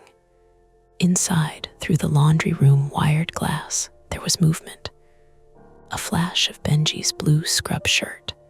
A dark sleeve. The laundry room door to the lobby must have been open now, because I heard a man grunt and Benji gasp. I hooked Mrs. Adler's cane through the ladder release and pulled with both hands. Metal screamed. The ladder dropped. Not smoothly. It fell 6 feet, then jammed, then dropped the rest of the way with a crash that echoed through the gangway like a wrecked shopping cart. I climbed down before it stopped shaking. At ground level, the gangway smelled like garbage water, wet brick, and old cigarette butts. The rain hit harder here, funneled between the buildings. My shoulder throbbed. My ribs burned. I limped to the laundry room service door. The chain was still through the handle on the inside. Benji hadn't gotten it off. The wired glass was reinforced with chicken wire mesh. I could see shapes, but not enough. The intruder had Benji up against the washers. Benji was fighting sluggishly, 1 hand pressed to his head. The phone repair box sat open on the floor. A cheap black smartphone glowed inside it. I hit the glass with the cane. Once, the man turned. Even through the wired glass, I saw the pale oval of his face. Not familiar. That almost made it worse. He was just a man. 30-ish, maybe 40. Narrow jaw. Wet hair stuck to his forehead. A disposable blue mask pulled under his chin. He smiled. Then he dragged Benji by the collar toward the lobby door. No, I hit the glass again. The cane cracked. The glass did not. Think, laundry room door chained. Glass wired. Fire escape behind me. Basement entrance inside lobby. Bolt cutters in maintenance cage. Front door where he came in. Police may be outside, maybe around the block, maybe not. Then I remembered the sticky front door lock. Benji had texted that the front lock stuck. He'd had to shoulder it. The humidity, the landlord said. If the front door didn't latch unless shoved hard, then when the man came back in after confronting Jules, he might not have closed it properly, which meant police could enter, which meant I needed to make them see where to go. I backed into the gangway and screamed. Back here, back gangway, laundry room. My voice tore my throat. I screamed again. A light appeared at the far end of the gangway near Augusta. Not police. A neighbor from the next building leaned out a back door in a hoodie, holding an umbrella and looking furious. "Shut up," he yelled. "Call 911, I yelled back. I did, that was something. Inside the laundry room, the man shoved Benji toward the lobby. Benji's hand shot out and grabbed the utility sink. For a second he held. The sink pipes groaned. The man hit him. Benji let go. I swung the cane again, not at the glass this time, but at the padlock holding the chain. Wood splintered where the cane struck metal. Useless, again. The cane broke in half. I stared at the broken end in my hand. Then the cheap black phone inside the box started ringing again. The man froze. So did Benji. So did I. The ringtone filled the laundry room, bright and stupid. From above, Mrs. Adler shouted, "Mara, he's using the phone." I looked up. She was on the fire escape landing, red phone in one hand, flashlight in the other. She had seen what I hadn't. The cheap phone's screen was not just ringing. It was lit with a call interface. A call from Mrs. Adler's phone. She had called the device. The man had left it in the box. And now every police dispatcher, every recording, every open line could hear what was happening in that room. Mrs. Adler put her phone to her mouth and screamed into it. "He is in the laundry room. Back door. Back door." The man lunged for the box. Benji lunged too. He moved badly, hurt and off balance, but desperation is its own kind of strength. He kicked the box under the washer. The phone skidded deeper, still ringing, still connected. The man grabbed him by the hair. I did the only thing I could. I reached through the chain gap, got my fingers around the inside handle, and pulled the service door inward as far as the chain allowed. 2 inches, maybe 3, enough to wedge the broken cane between door and frame, enough to create leverage. I threw my weight against it. Pain cracked through my shoulder. Again. The chain held again. Something in the old wooden frame around the metal door shifted. Not the lock, the frame, rotten from years of rain and neglect. Benji saw what I was doing. He shoved backward into the man, slamming both of them against the washers. The man's head hit a cabinet with a flat sound. He staggered, but didn't fall. I hit the door again. The frame split. The chain held, but the screws in the wall plate began to rip out. Again. This time the door flew open 6 inches, still chained but twisted. The broken frame shrieked. The man turned toward me. Now I saw him clearly. He was not large. That shocked me. He was ordinary, damp, breathing hard. A delivery lanyard hung around his neck with no badge on it. His gloves were those thin black nitrile ones food workers use. There was blood on one knuckle and on Benji's forehead. In his hand was a small folding knife. Not a huge blade, not cinematic. 3 inches maybe, plenty. He came at the door. I backed up, slipped on wet concrete, and went down hard on one hip. The impact lit my ribs. I tried to scramble away, but my injured foot dragged. The man kicked the service door.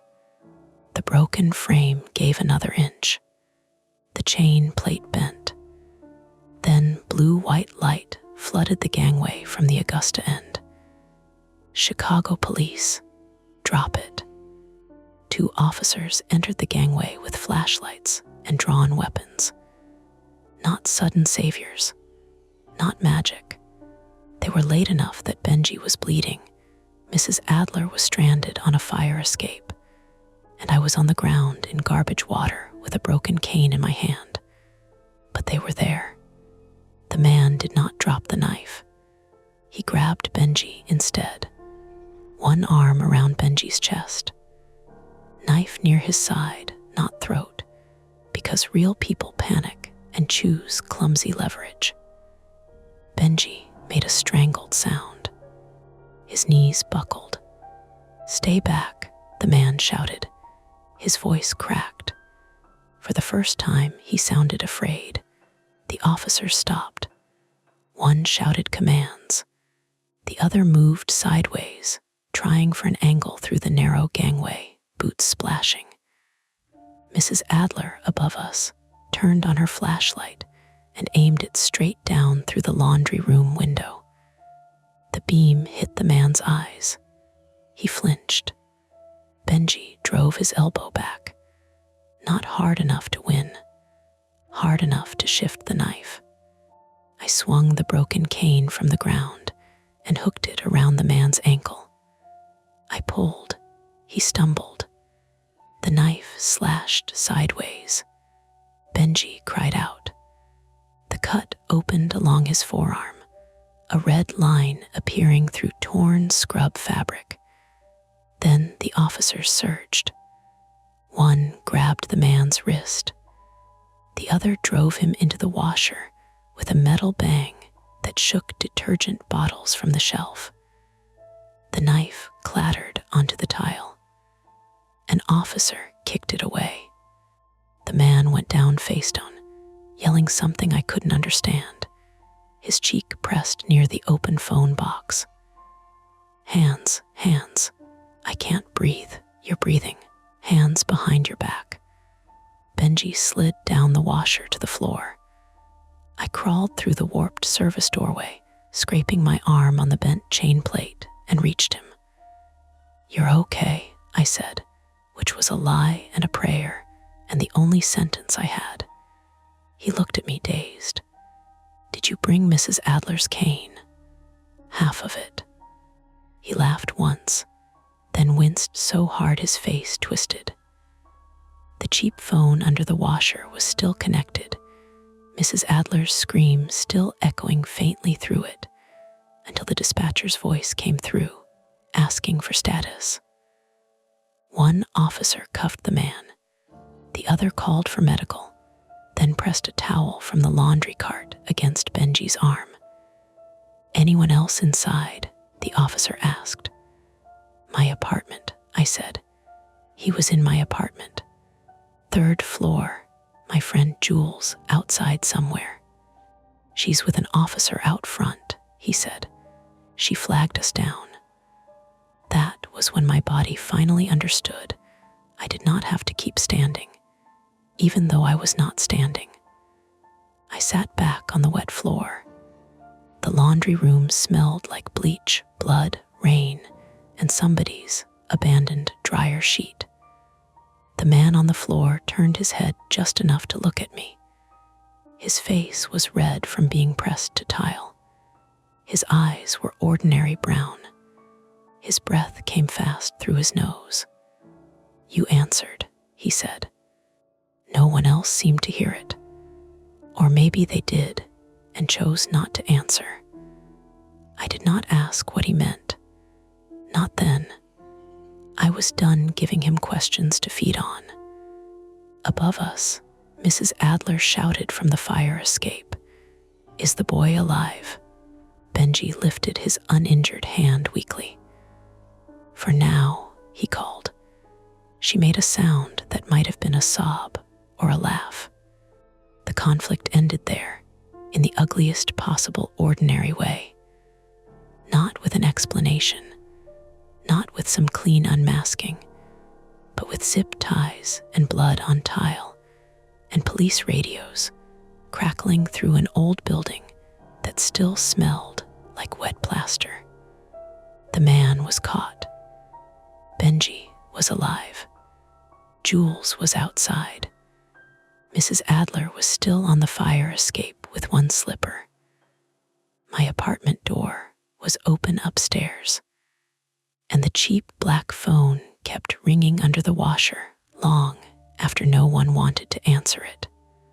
By the time the paramedics got there, the rain had softened to a mist that hung in the gangway like breath. I was sitting on the laundry room floor with my back against a dryer, one boot off, one hand wrapped in a towel because the edge of the broken doorframe had opened a strip of skin along my forearm. My sock was wet and red at the arch where the ceramic bird shard had cut through earlier. My ribs hurt every time I took a full breath, so I stopped taking full breaths. Benji sat beside the utility sink while an officer held pressure on his arm. He kept insisting he was fine, which would have been more convincing if blood hadn't soaked through the towel and dripped from his elbow onto the tile. "I have clinicals Monday," he said. The officer, a woman with rain beading on her cap, looked at him. "You're not going to clinicals Monday. You don't know my program. I know stitches when I see them." That made him laugh, and laughing made him pale. Jules was allowed through the front only after the man was cuffed and walked out. She came down the lobby steps with her hood shoved back, hair plastered to her cheeks, eyes too wide. She saw Benji first, then me, then the broken service door hanging crooked on its chain like the building had tried to spit out a bad tooth. Jules Hart, 32, female, my best friend, looked for 1 second like she was going to shout at me. Then she crossed the room and dropped to her knees hard enough that I heard them hit tile. "You absolute idiot," she said. "I told you not to come. You texted like a kidnapped accountant. I said don't come in. And I didn't," her voice cracked. "I found 2 cops outside looking for the front entrance because the lock was stuck and the power was out. I screamed at them. Very helpful of me." "You screamed professionally." I almost smiled. It hurt my ribs. Mrs. Adler was brought down from the fire escape by 2 firefighters who had arrived after the police, which bothered her more than everything else. "I could have managed," she said, wrapped in a silver emergency blanket over her lavender robe, one bare foot in a slipper and the other in a paramedic's disposable sock. A firefighter half her age said, "Ma'am, you were on a wet fire escape during a power outage." I was supervising. Alina Adler, 74, female, had a swollen knee, a bruised wrist, and the terrifying calm of someone who had already decided the official version of events would understate her role. She refused the stretcher until Benji was loaded first. Even then, she only agreed because Jules said, "Mrs. Adler, if you don't go, Mara won't go," which was manipulative and effective. The intruder did not look at me again when they took him out. That bothered me. I expected a grin, a last line, some performance to prove he still had control. Instead, he kept his head down while the officers walked him through the lobby. His wet shoes squeaked on the tile. His wrists were cuffed behind him. The disposable gloves had been taken off and bagged.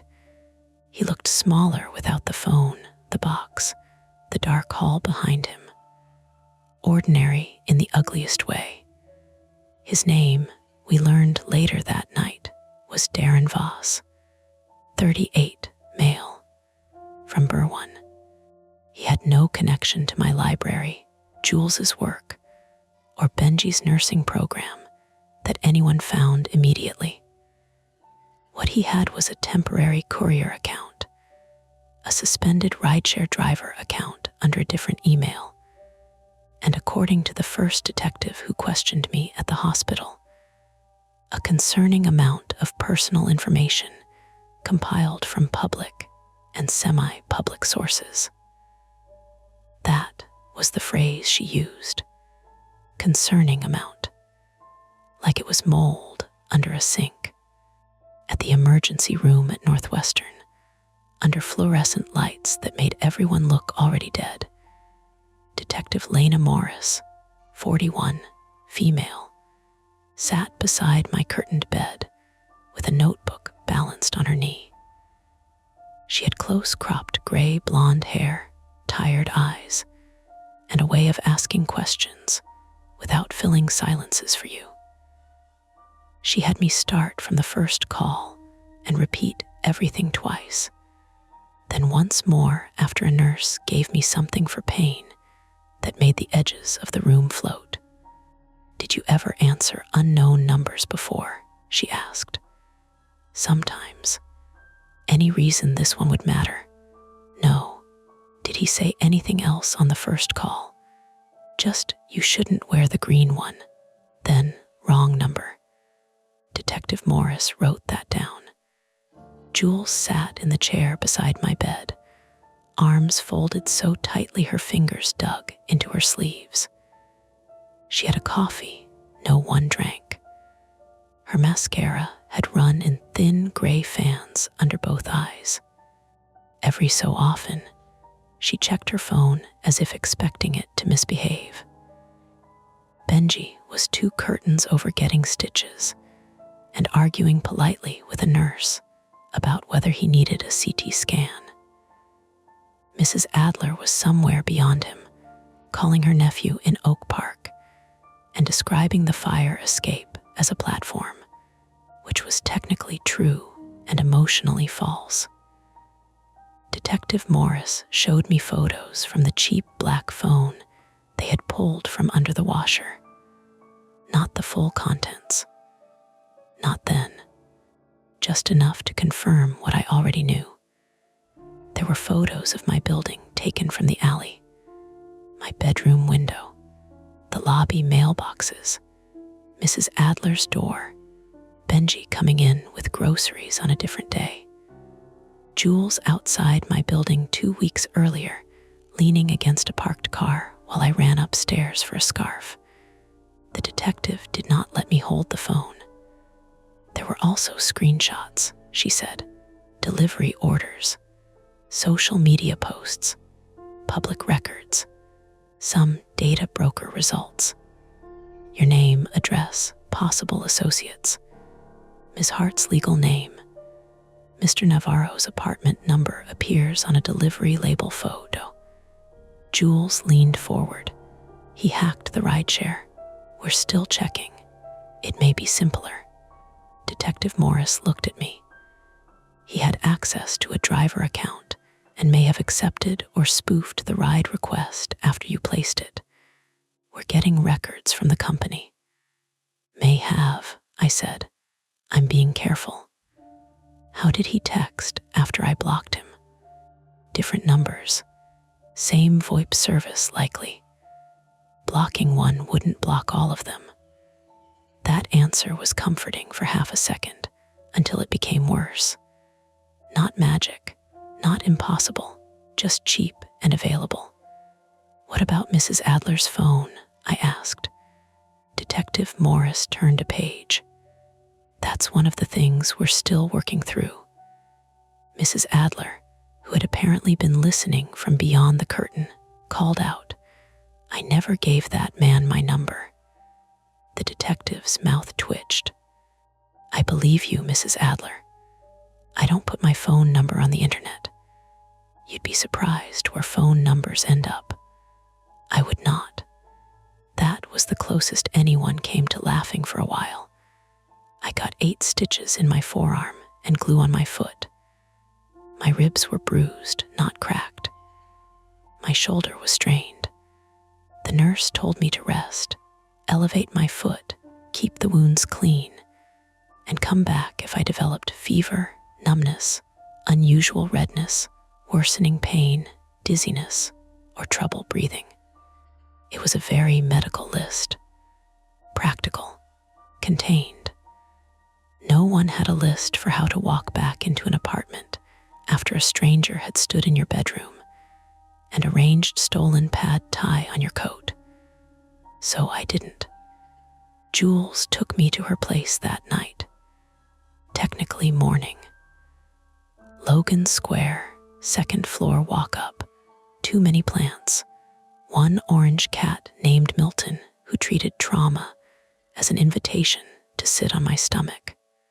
I slept on her couch for 90 minutes at a time and woke each time to check whether my phone was facing up. I had powered it back on at the hospital because Detective Morris needed screenshots, call logs, app messages, everything. The phone worked normally. That made me hate it. Its little icons sat there brightly, pretending they had not been doors. At 7:12 a.m., I got a notification from a pharmacy coupon app and nearly threw the phone across Jules's living room. Jules took it from my hand without asking. You're done with this for a while, she said. I need it. For what? To know if what? I didn't answer. She sat beside me on the couch, the cat annoyed between us. Outside, morning traffic hissed over wet pavement. A garbage truck groaned in the alley, lifting and dropping bins with municipal violence. Someone downstairs burned toast. Ordinary life had restarted without permission. I keep thinking, I said, if I hadn't answered. Jules looked at me. If I just let it go to voicemail. He still had the box. I know. He still had the delivery account or whatever. He still knew where you lived. I know. He wanted you to think answering mattered. That should have helped. It didn't exactly. Because the first call had changed things. Not the facts, maybe, but the direction. I had answered, and from that second on, I had been participating. Listening. Reacting. Moving coat to coat, room to room, choice to choice. He said it like a door opened. I said, you answered. Jules's face tightened. Then we close it. She meant accounts, passwords, locks, practical doors. And we did. Over the next week, life became paperwork and hardware. My landlord, who had previously treated the sticky front door like a personality quirk, replaced the building lock after Detective Morris asked him for maintenance records in a tone that made him sweat through his polo shirt. He installed a new deadbolt on my apartment. And after Mrs. Adler threatened to call the city, about the chained laundry room exit, removed the padlock from the service door. The laundry room smelled like fresh plywood for days, where the broken frame had been replaced. Benji came back from the hospital with 11 stitches in his forearm, a mild concussion, and a new habit of keeping his keys clipped to his waistband, even when he went to check the mail. He joked about it because that was how he made fear manageable. Fashion, he said, jingling them in the lobby one afternoon. Trauma chic. But sometimes I saw him pause before the laundry room door, hand on the frame, eyes going distant for half a second. Then he would blink, smile too hard, and keep walking. Mrs. Adler became briefly famous in the building. Not online, thank God, just among tenants. Someone left flowers outside 3, someone else left a coffee cake. Accepted both, and then told everyone the hallway bulb needed replacing because criminals appreciate poor lighting. She also bought a new cane, metal, adjustable, heavier than the old one. It has a better swing, she told me. Please don't say that to the detective. I already did. Jules stayed with me the first time I went back into my apartment. It was afternoon, which felt important. Sunlight through broken blinds is still broken, but at least it doesn't pretend to be anything else. The police had already processed the place. There was fingerprint powder on my dresser and smudges on the doorframe. My top drawer hung open. A few things were missing, though not what I expected. Not my laptop, not jewelry, not cash from the emergency envelope taped behind my bookshelf. He had taken small things. A library lanyard I hadn't used in months. An old grocery receipt. One earring from a pair. A postcard Jules had sent me from Lisbon years earlier. The green raincoat was in an evidence bag downtown. Benji's pad tie too, apparently, which he called the saddest chain of custody in Illinois. Detective Morris told me Darren Voss had used his courier access to enter buildings across the city. Mostly harmless deliveries at first, then complaints. Missing food, packages moved, women receiving strange texts after he had delivered to them. Nothing as direct as what happened to us, or at least nothing anyone had tied together yet. He escalated, she said. I hated that word.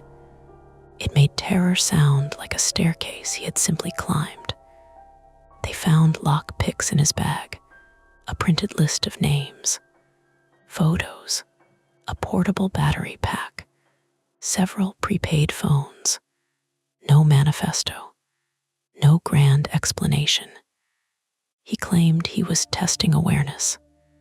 He claimed everyone was careless. He claimed he never meant to hurt anyone, which sat poorly beside Benji's stitches and the folding knife. The legal process began its slow grind. Charges, hearings, orders of protection, victim statements eventually, more waiting. Detective Morris warned us not to expect speed. The courts, she said, moved at the pace they moved. I returned to work after 9 days because staying home made the apartment too loud. The library helped. The clean logic of shelves. The soft thud of returned books in bins. The smell of paper and dust and damp wool from patrons' coats. My supervisor moved me away from the public desk for a while without making it a thing. Jules walked me home twice before I told her to stop, and then asked her to keep doing it once a week, which she accepted without comment. I replaced the blinds. I stopped answering unknown numbers. Then I stopped answering known numbers unless I expected them. For a while, every vibration made my body prepare to run. The phone on a table, the buzz of someone else's device on the train, a ringtone from a stranger's pocket in the cereal aisle at Mariano's. I would feel my ribs tighten before my mind caught up and reminded me that sound was not always a summons. Almost ordinary returned in pieces. Mrs. Adler's baking show murmured through her door again. Benji's basil plant recovered. Jules had her birthday gathering rescheduled, smaller this time, at her apartment, where nobody wore green and everyone pretended not to notice. 1 month later, I received my property back from evidence. The green raincoat came in a clear plastic bag with a receipt taped to it. It smelled faintly of storage, rain, and something sour from the food container it had been photographed with. I didn't open it. I carried it downstairs and threw it into the dumpster behind the building, while Benji stood nearby with his keys clipped to his belt. "You sure?" he asked. "No, good enough." The coat landed on a black trash bag with a soft plastic sigh. That should have been the end of it. Mostly, it was. Darren Voss stayed in custody. His accounts were subpoenaed. The fake phone repair label was traced to a thermal printer found in his apartment. The return address in Cicero belonged to an empty storefront. The hidden label with Jules's legal name had been printed first, then covered with mine, probably to scare whoever peeled it back. He had found her through my tagged photos, old event pages, public records, small leaks from normal life. Everything had an explanation. That was the problem. Every piece was explainable, and none of that made it feel safe. The only thing they never fully explained was Mrs. Adler's number. The detective had theories. A tenant contact sheet, an old building emergency list, a delivery note, some data site with bad information, and enough good information mixed in. Mrs. Adler insisted she had never put her mobile number anywhere except her pharmacy, her nephew, and the church raffle in 2019. "Maybe the raffle," Benji said once. Mrs. Adler looked offended. Sacred Heart would never. I wanted to believe that was the loose thread. A tiny clerical leak, a photocopy, a volunteer with a spreadsheet, something boring. Then, 2 months after the arrest, Mrs. Adler knocked on my door at 8:30 in the morning. She was dressed for church, though it was Tuesday, with her heavy new cane in one hand and a folded slip of paper in the other. "This was in my mailbox," she said.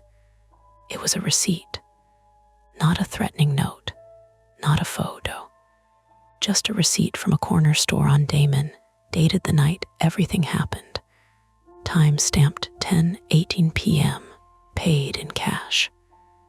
One item circled in blue pen: peppermints. The same brand Mrs. Adler kept in the bowl on her kitchen table. On the back, written in block letters, were 3 words: "Wrong mailbox, sorry." We gave it to Detective Morris. She said it could be a coincidence. She said people bought peppermints. She said Voss had been in custody for 2 months, and there was no evidence anyone else had helped him. She said the handwriting did not match his known samples, but receipt paper was a poor surface, and block letters were hard to compare. She did not dismiss us. That mattered. Still, the receipt became one more item in a file, and files have a way of making fear look flatter than it felt. I keep a copy in my desk drawer now, sealed in a plastic sleeve between tax forms and apartment insurance papers. Most days, I forget it's there.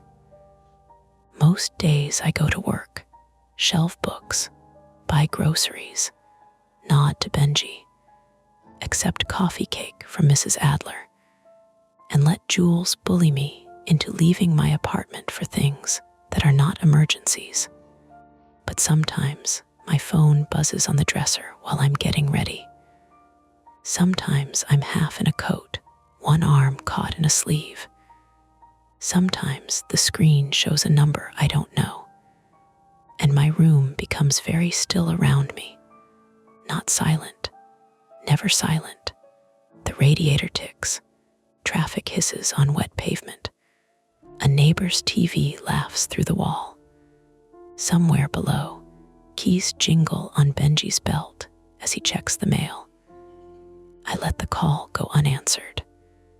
Then I wait for the voicemail that almost never comes. The shadows fade for now, but the stories never end.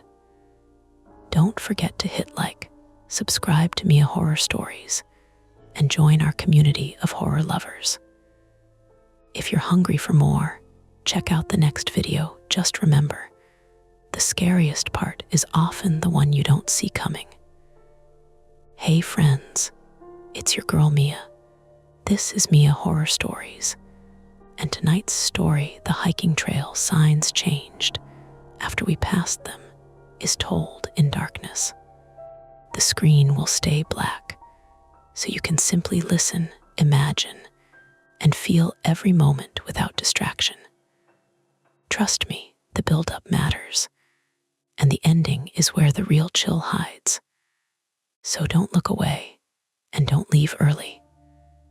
The first sign that something was wrong was the arrow for Laurel Spur pointing the wrong way. Not wrong in a dramatic way. Not scratched with a knife, or turned upside down, or smeared with something theatrical.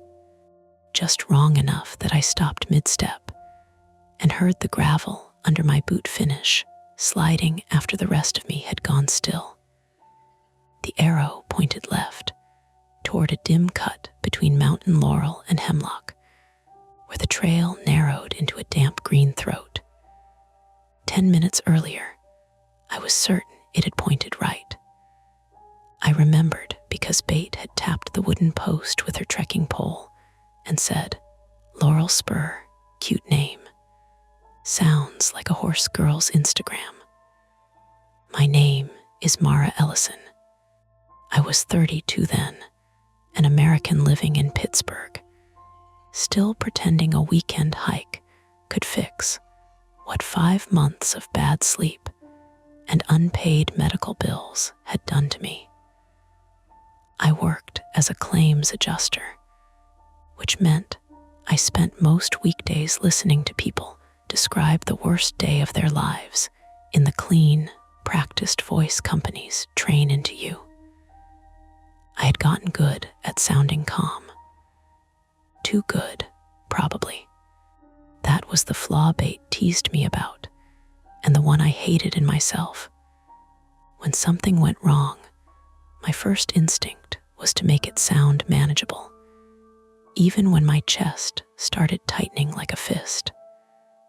I stared at the sign, then down at the map folded against my hip belt.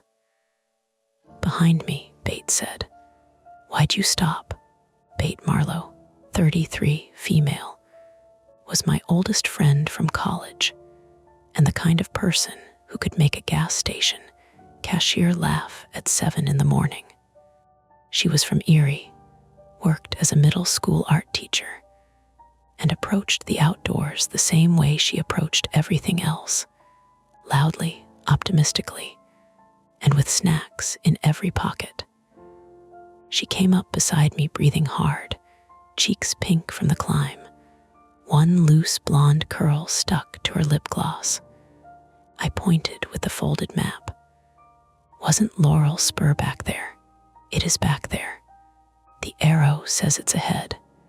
Bates squinted at it, then made a small clicking sound with her tongue. Huh.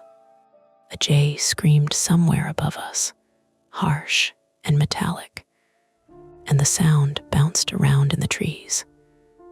The morning had been all wet leaves and old wood until then, the sort of Appalachian quiet that isn't really quiet at all if you listen properly. Water ticked off rhododendron leaves. Gnats stitched little black threads through shafts of light. Our packs creaked when we shifted. A few yards behind Bate, Daniel Kovach climbed the last bend of trail with both hands hooked under the straps of his pack. Daniel, 35 male, was Bates' boyfriend, a Slovak software engineer who had moved to Ohio for grad school and then stayed for the job, the health insurance, and Bate, not necessarily in that order.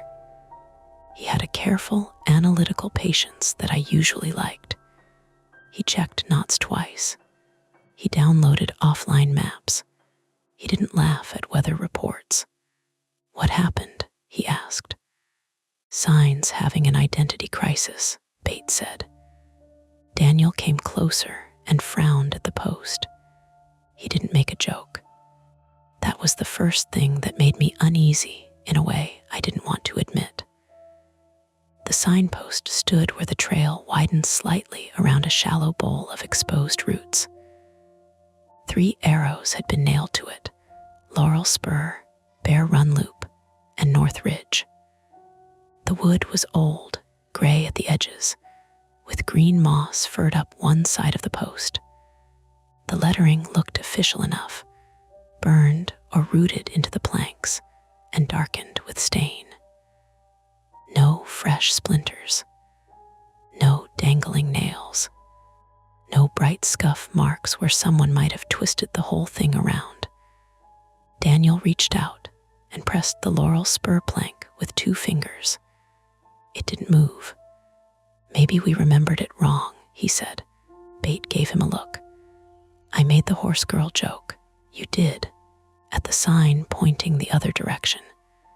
You made the joke at a sign, Daniel said mildly. Your joke does not establish compass bearings. It establishes vibes. I unfolded the paper map wider, trying not to crease it in the...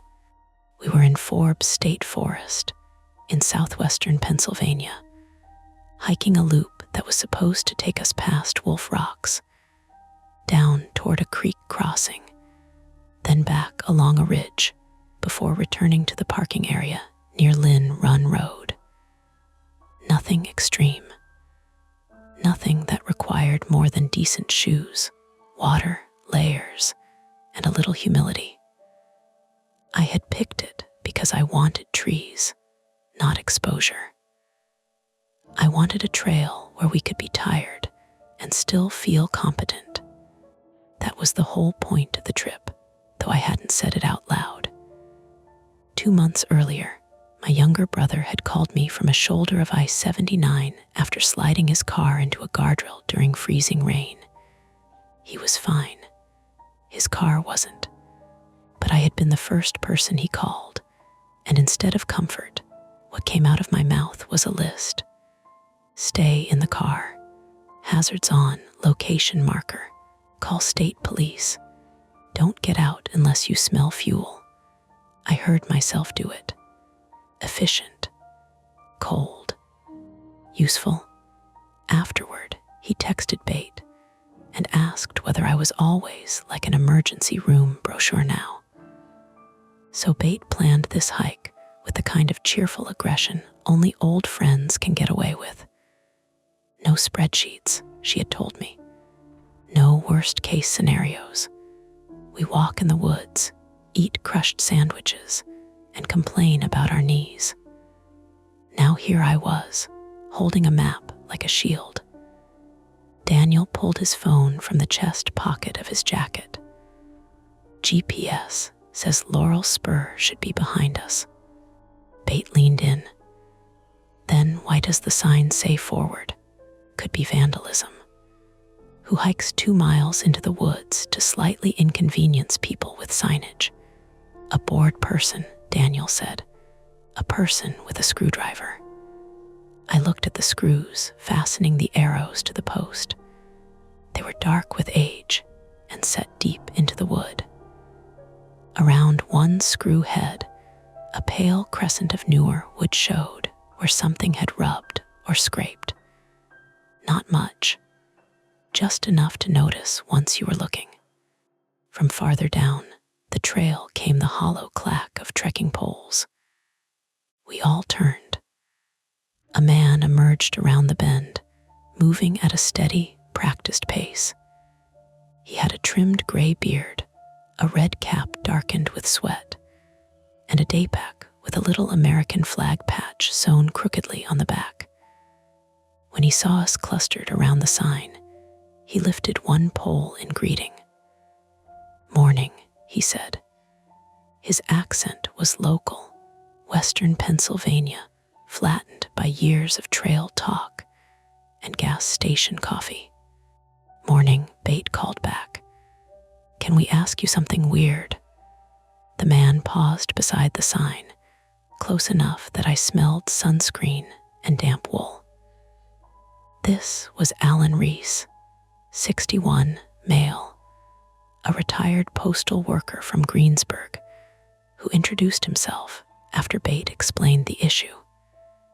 He was hiking alone, though he talked like someone used to friendly strangers. His calves were ropey and scratched, his boots broken in almost to the shape of his feet. There was a whistle clipped to his shoulder strap and a laminated trail map folded into the side pocket of his pack. Alan listened, then looked at the laurel spur arrow. "Huh," he said, almost exactly like Bate had. "You know this trail?" I asked. "Pretty well. Come out here once or twice a month when my knees forgive me." "Should Laurel Spur point that way?" "Nope." The word landed too cleanly. Bate's smile thinned. "Nope, as in definitely nope. Nope, as in that spur should cut back east." Alan pointed behind us with one pole. "Takes you toward that old logging grade. Pretty little stretch when the mountain laurel blooms. Muddy as sin after rain."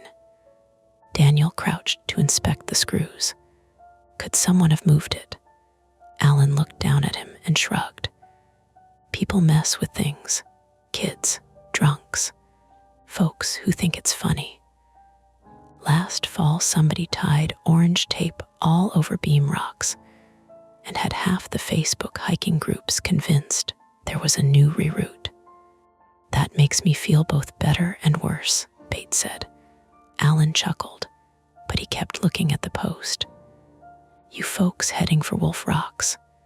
"That was the plan," I said. "Then ignore Laurel Spur. Stay on Bear Run until the blue blazes split. Follow North Ridgeback. You've got the map." I lifted mine. "Paper too. Good." He nodded approvingly. "Phone signals spotty in the hollows.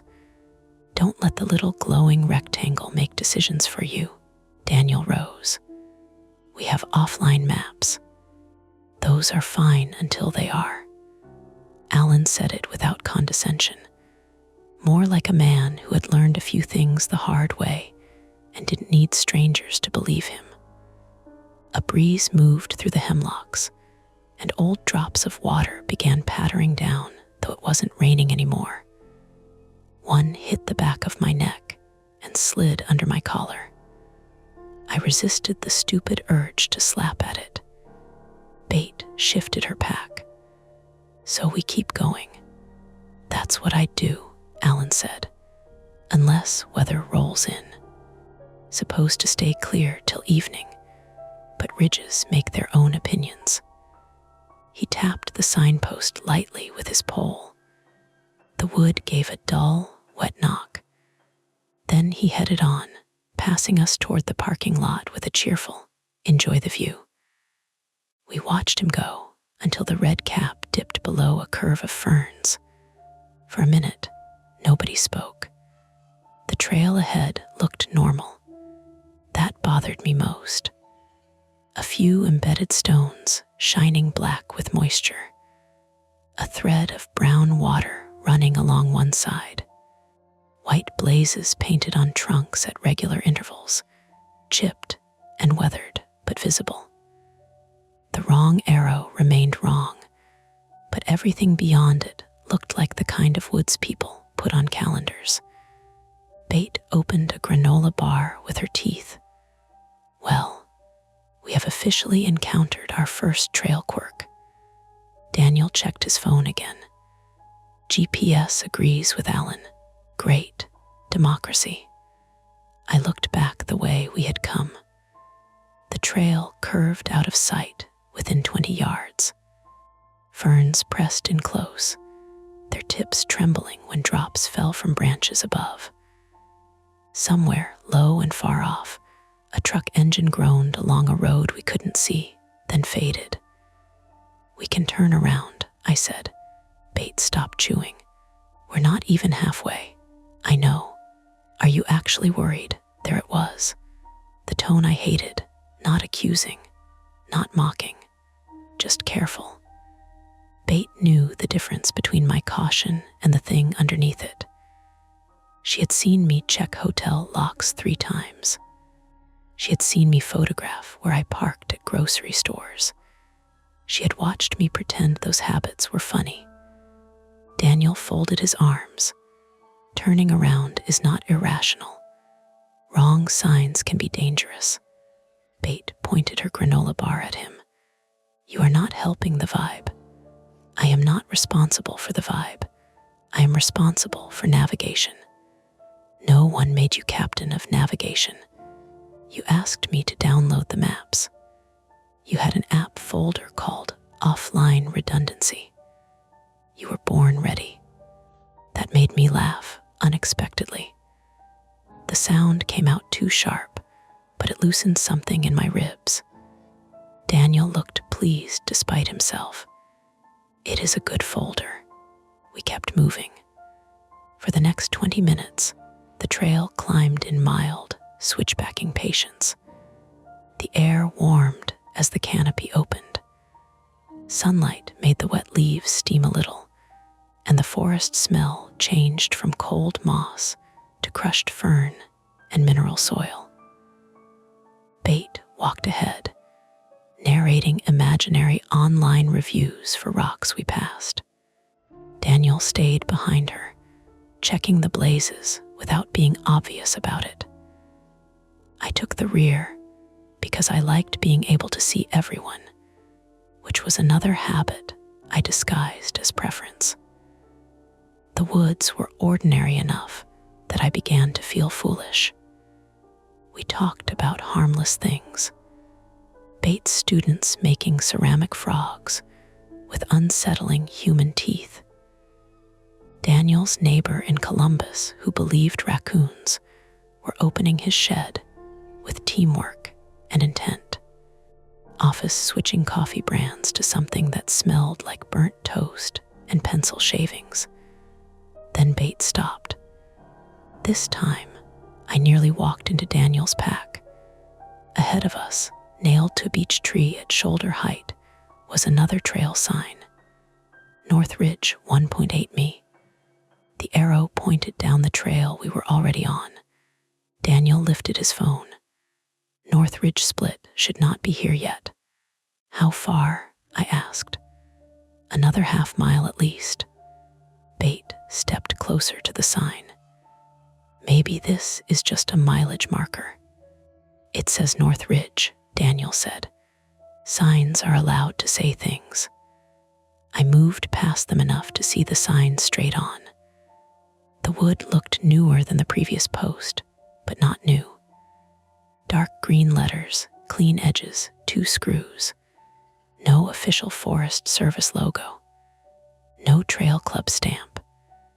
The arrow was a little crooked, pointing not quite along the trail, but slightly off toward a deer path that slipped between young maples.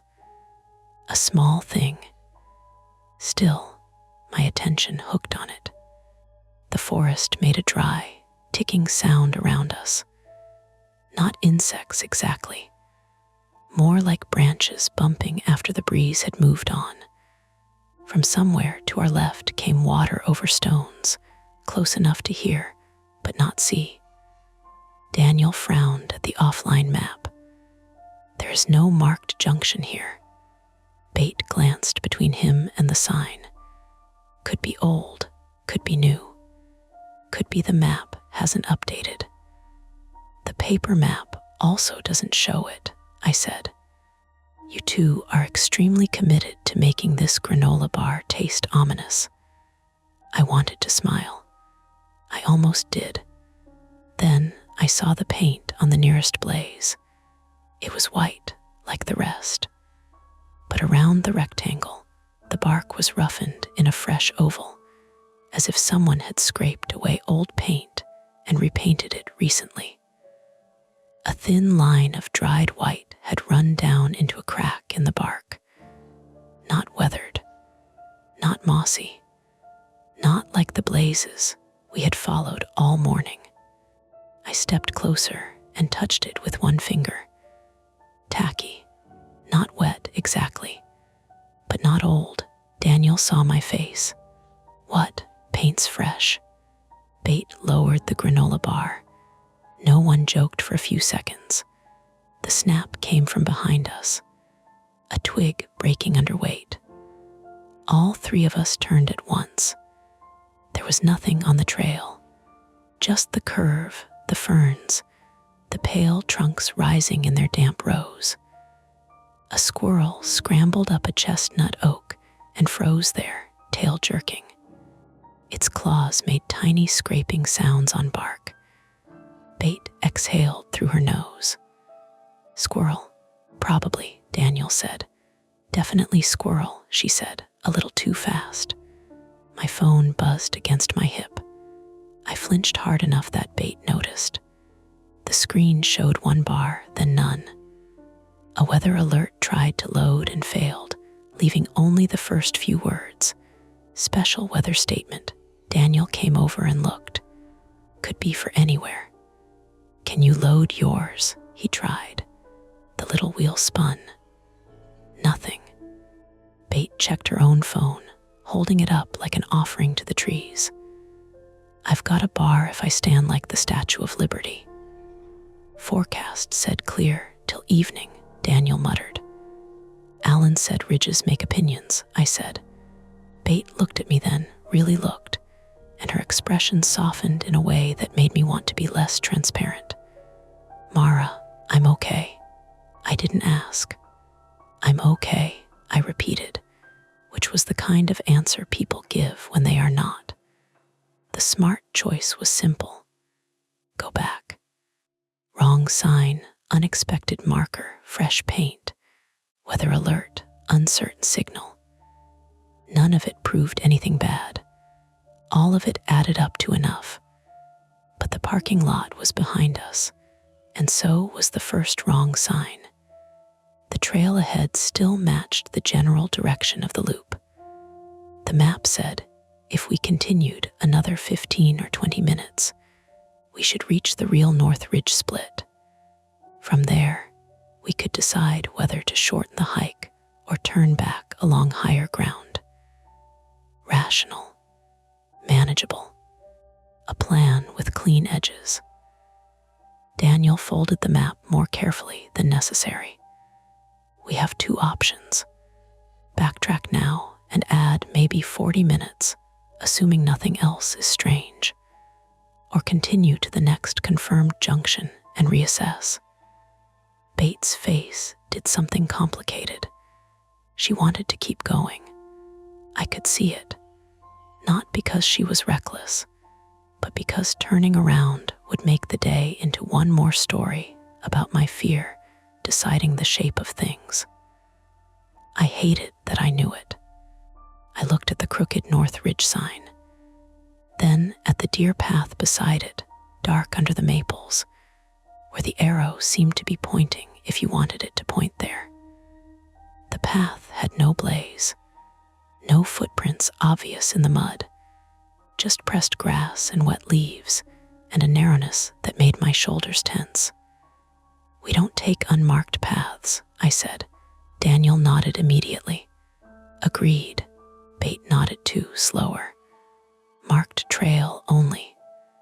A low rumble moved over the ridge. It could have been a truck. It could have been thunder too far away to earn the name yet. We stood there in the smell of wet bark and crushed fern, 3 adults with maps, phones, decent boots, and all the reasons in the world to behave sensibly. Ahead, the white blazed trail bent out of sight. Behind us, the woods had already rearranged one small certainty. Bait zipped her jacket higher.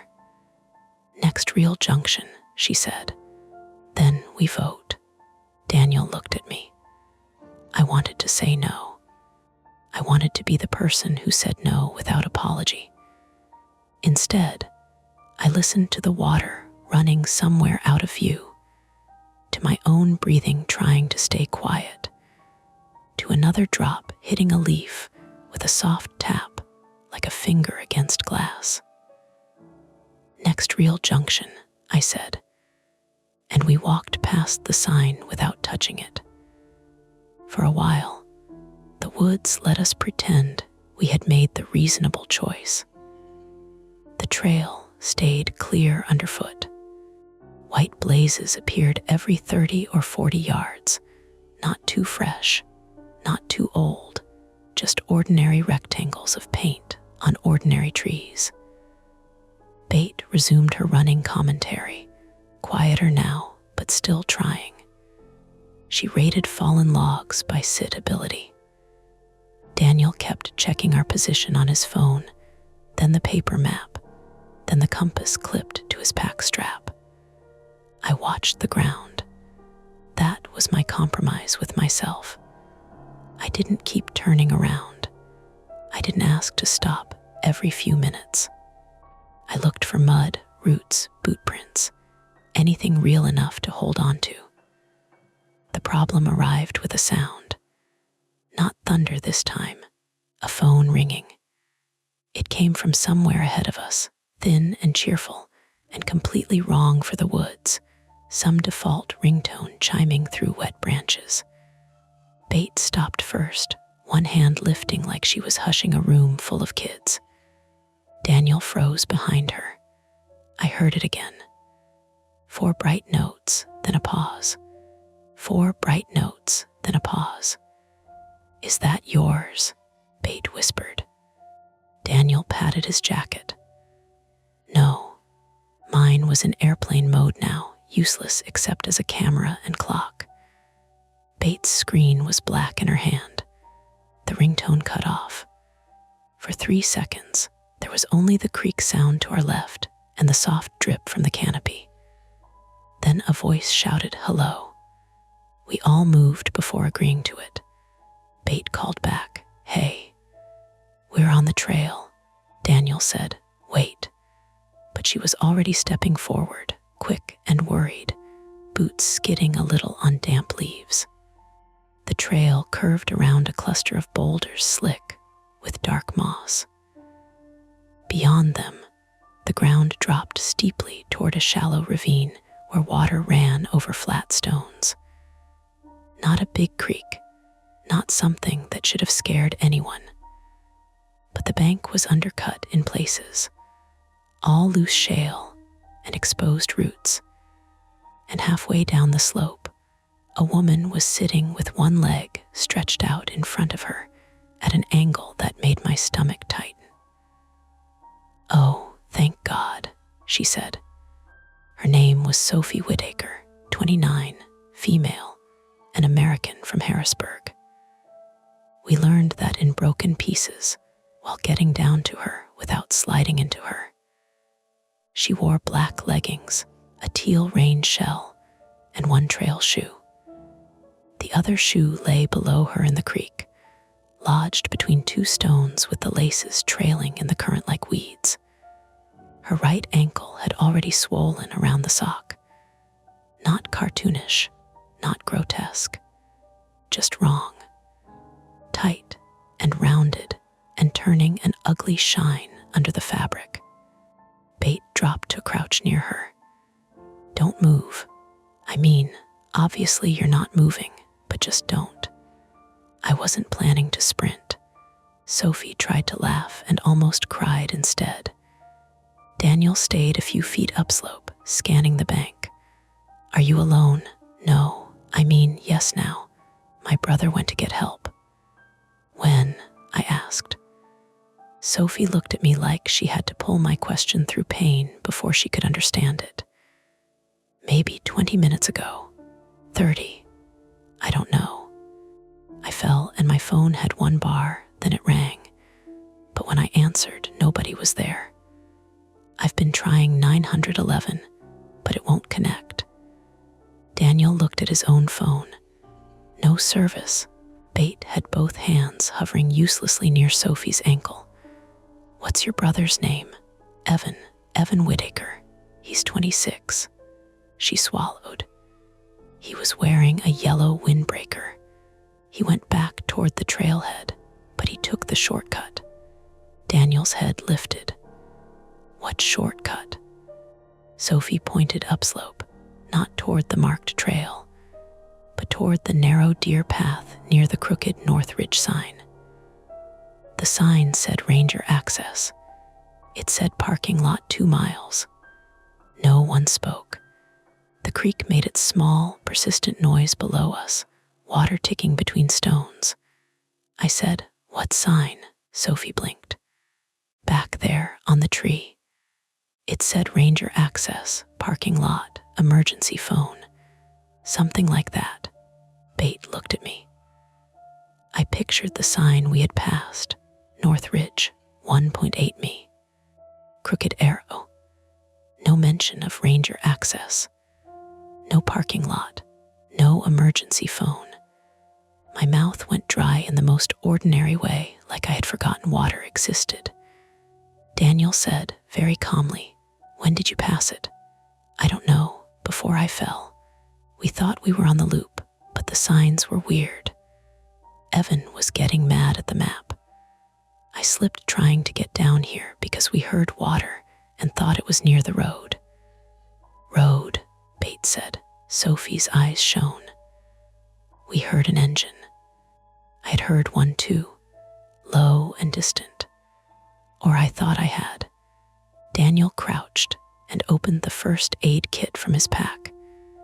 We need to stabilize the ankle and get her back to the trail. We also need to find signal. Or find her brother, Bates said, one emergency at a time. Her brother went down the weird path because a sign told him to. Daniel's jaw moved. I understand. I did not like how careful his voice had become. Careful was where panic went when it had manners. Sophie gripped Bates' sleeve. He said he'd be right back. He told me not to move. He was going to run. How long ago? I asked again, though she had already answered. I don't know. Her voice cracked. I don't know, okay? I was trying not to throw up. The time-sensitive problem arranged itself in my head with clean, awful edges. Sophie couldn't walk. Her brother had gone off trail, maybe following a sign that had changed or been replaced, or that she had misread in pain and stress. Weather was moving in. Had poor signal. We were somewhere between mapped junctions, and at least one blaze had been freshly painted by someone who had no obvious reason to be repainting it. It should have turned me efficient. Instead, I felt the old tightening in my chest, the private machinery starting up. List the hazards. Rank the actions. Sound calm. Keep sounding calm even if the room is burning. Bate looked up at me. Mara, I'm thinking. You do that face when you're about to make a spreadsheet with your eyes. Bate. What do we do? I hated the question because I knew the answer that made sense, and the answer that felt human were not the same. Daniel wrapped Sophie's ankle with a compression bandage, gentle but firm, while she hissed through her teeth. "We should not split up unless absolutely necessary," Bates said. "We also can't drag her uphill with 3 people if one of us has to support her from below. We can move her a short distance." "To where?" "Another sign that lies." "Bait," I said. She snapped her eyes to me. "No, do bait me. This is exactly why you wanted to turn around. That doesn't help. It helps if we admit it." Daniel finished the wrap and sat back on his heels. "We need a plan, not blame." Sophie whispered, "Is Evan okay?" Bates' face changed at once, anger folding into guilt. "Hey, we don't know anything bad. He probably found signal and he's yelling at a dispatcher right now." Sophie nodded, but she didn't believe it. Neither did I. A faint buzz came from Sophie's phone, which lay face up on a flat rock beside her. Everyone looked at it. The screen flashed once. EVAN mobile, then the call failed before she could answer. Sophie made a broken sound and grabbed for it. No, come on. "Don't move," Daniel said. She pressed the call back button anyway. The phone showed 1 bar, then none. Calling. Failed. Bates stood and held her own phone overhead again, turning in a slow circle. "I've got nothing." I climbed 2 steps up the slope, bracing my hand against a slick root. My phone flickered from no service to SOS only, then back. The weather alert still sat half-loaded on the lock screen, those 3 words becoming more irritating the longer they stayed incomplete. "Special weather statement." "For what?" I muttered. "What?" Bates said. "Nothing."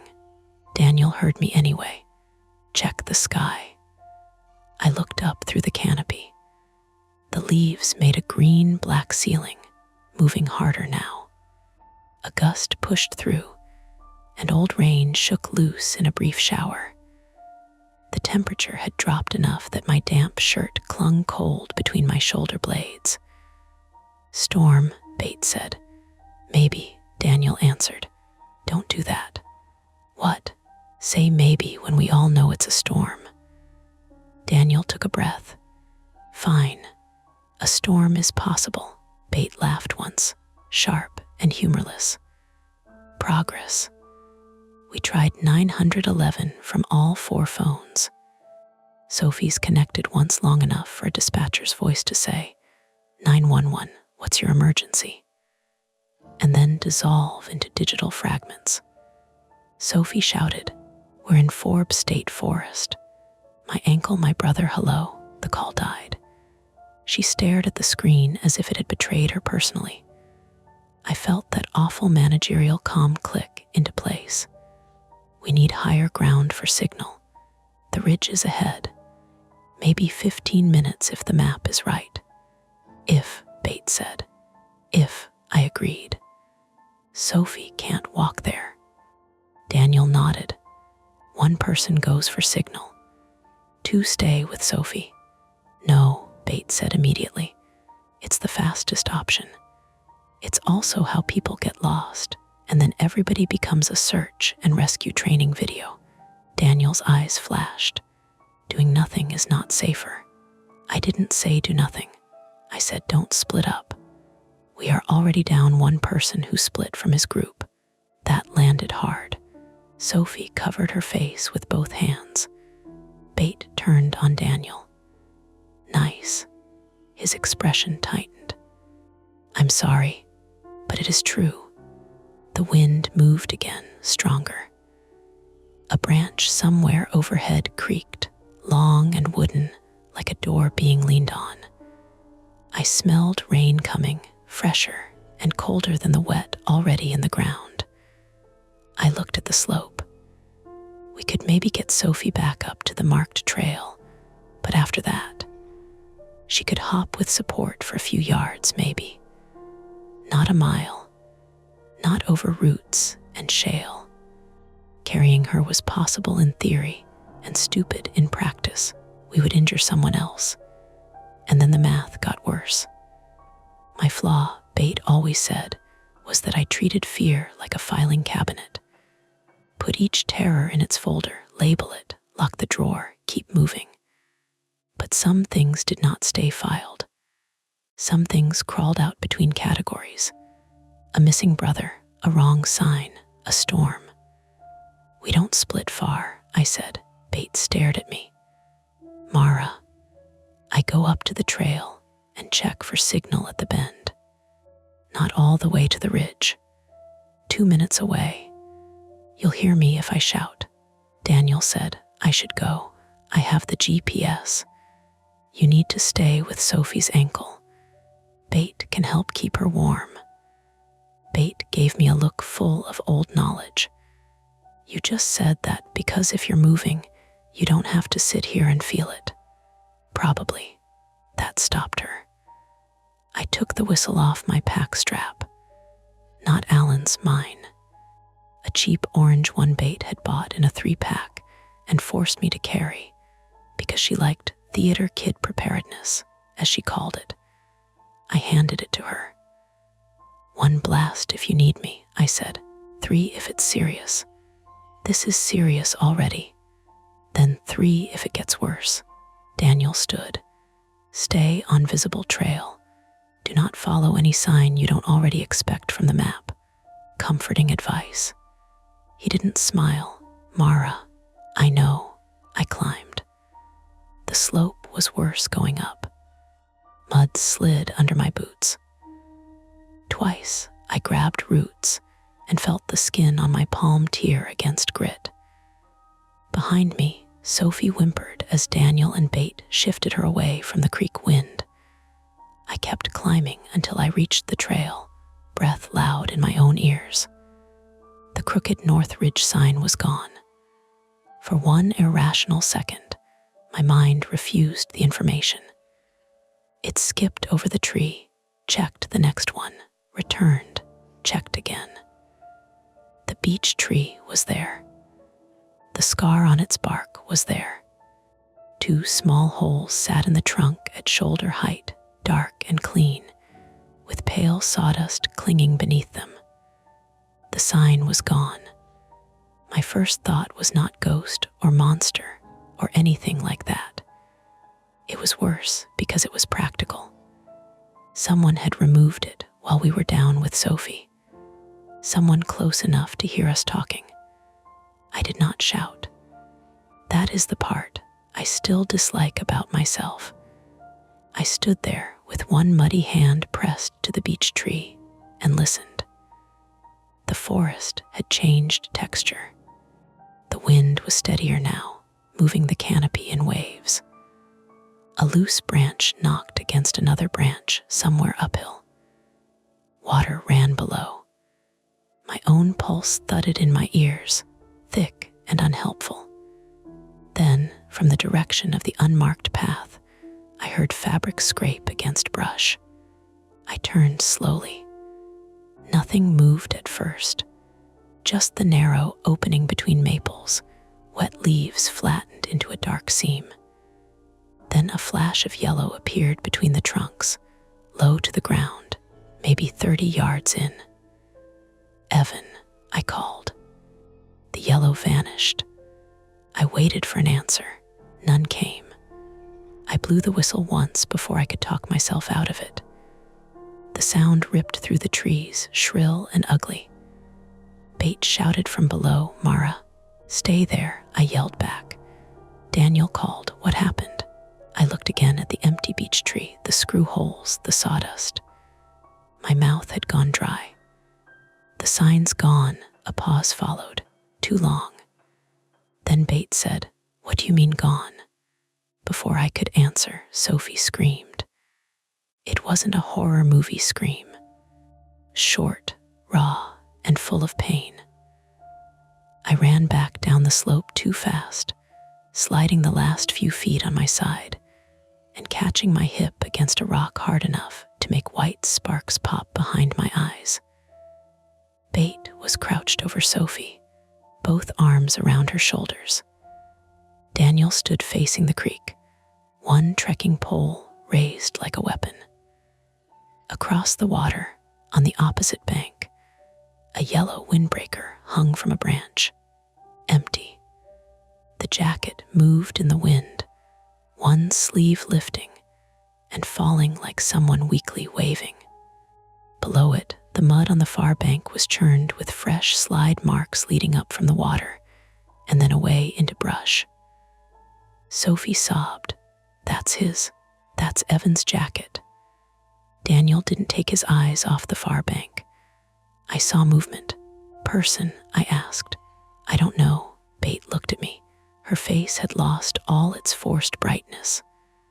Was it him? Daniel said. I don't know. Sophie tried to sit up. Evan, Daniel caught her shoulder. No, don't. My brother is right there. Maybe, he said, and it sounded cruel because it was careful. Rain began then, not a downpour, just the first hard drops punching through the leaves. They struck the rocks with dark spots and tapped against our jackets. The air cooled again. The creek, which had seemed shallow and harmless, suddenly sounded louder. My phone buzzed in my pocket. I pulled it out with shaking fingers. The weather alert had finally loaded. Special weather statement. Rapid rises possible on small streams and poor drainage areas. Thunderstorms developing over Laurel Highlands. Seek higher ground. Seek higher ground. Bait read it over my shoulder and whispered a word I won't repeat. Daniel looked from Sophie's ankle to the far bank to the slope above us. His face was doing the same calculation mine was, only faster. If we stayed near the creek, flash flooding was possible. If we moved Sophie, we might worsen her injury or fail to get her far enough. If we climbed to the trail, we left Evan's jacket and whatever evidence was on the opposite bank. If one of us crossed to check, that person risked slipping, getting hurt, or finding whoever had been moving through the brush. Then another sound came from across the creek, a phone ringing, the same cheerful default tune. 4 notes, pause. 4 notes, pause. Sophie stopped crying all at once. That's his phone, she whispered. The ringtone came from beyond the yellow jacket, deeper in the brush, not far but not visible, close enough to feel reachable, far enough to be a trap if a person wanted it to be. Bait grabbed my wrist. We are not crossing. Daniel said, we need that phone. If it is signal, no. If Evan is hurt, no. Sophie's voice sharpened with panic. Please, somebody help him. The rain strengthened, ticking faster on leaves, flattening the dirt around us. A brown ribbon of runoff began sliding down the slope we had just climbed, carrying pine needles and grit toward the creek.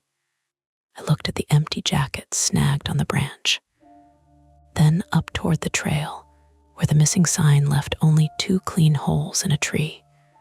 For once, there was no neat folder to put the fear in.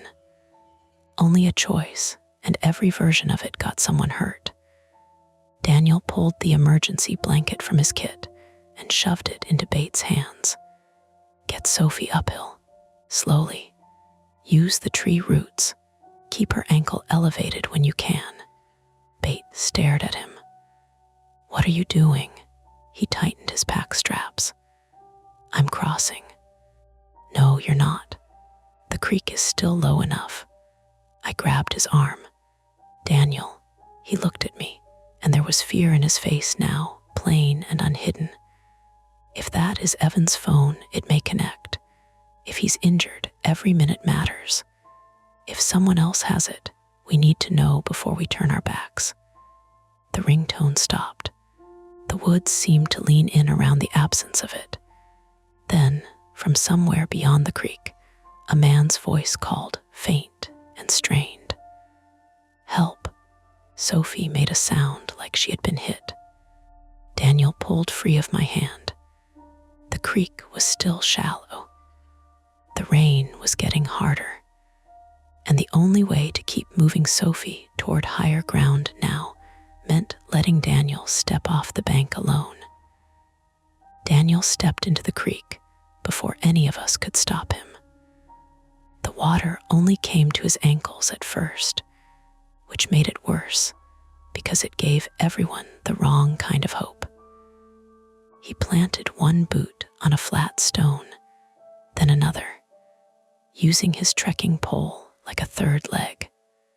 Rain spotted his shoulders and darkened his cap. The creek wasn't wide, maybe 12 feet from our muddy bank to the opposite slope, where Evan's yellow windbreaker hung from the branch. But the water had already changed color. It was not clear anymore. It had gone tea brown, carrying leaf pieces and little twigs that spun around Daniel's boots. "Slow," I called. "I know," he said. Bate had one arm around Sophie, trying to pull her backward from the bank without jarring her ankle. The silver emergency blanket cracked and snapped in the rain, too loud for something so thin. Sophie's face was the color of paper towel. Every breath she took sounded deliberate, like she was counting pain and trying not to lose track. "Evan," she shouted. "Evan, answer me." From across the creek, nothing. Daniel reached the far side and grabbed a root to haul himself onto the opposite bank. His boot slid once, scraping mud into the water, but he caught himself. I saw his jaw clench. He turned back and lifted a hand. "I'm okay." Then he moved toward the jacket. Our side of the ravine sat below the marked trail, with the creek running roughly north to south through a shallow cut. Behind us, uphill and west, was the white blazed trail and the tree where the crooked North Ridge sign had been removed. Across the creek, east, the bank climbed into thicker brush. Mountain laurel, young maple, and blowdones tangled together like barricades. The unmarked path Sophie said Evan had taken seemed to run somewhere above us, hidden by the slope, bending away from the official trail and angling down toward this creek. I forced myself to keep that map in my head. Trail above us, creek below, Evan's jacket across, storm coming harder. "Okay," Bates said, breathless. "We get Sophie up now." Sophie grabbed Bates' wrist. "No, wait, he's right there." "We don't know that." "His jacket is right there." Daniel had reached it. He lifted the yellow windbreaker off the branch with 2 fingers and shook it once. Empty. Rainwater fell from the sleeves. He checked the pockets, then froze. "What?" I yelled. He pulled something out and held it up. A phone. Sophie lurched forward. "That's his." Daniel tapped the screen. "No signal. Bring it back," I said. He looked past the jacket into the brush. "There are tracks. Human, I think so." The rain thickened, turning from drops to a steady hiss through the leaves. I looked down. The ribbon of runoff beside Sophie had become a small brown channel. "Daniel, come back," Bates shouted. He didn't answer immediately.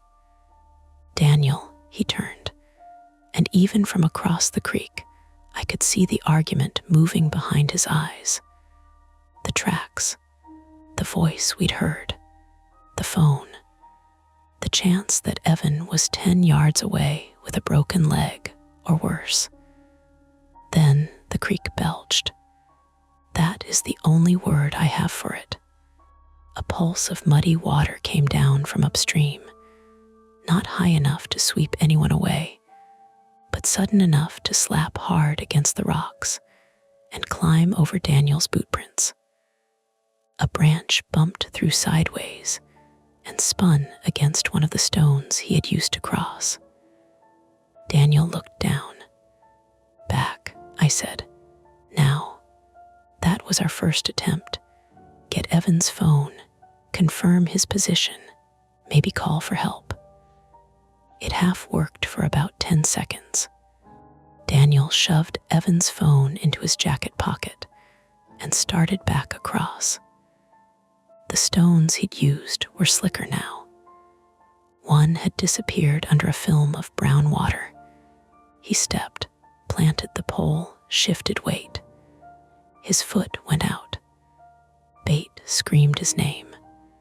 Sophie screamed too, higher and ragged.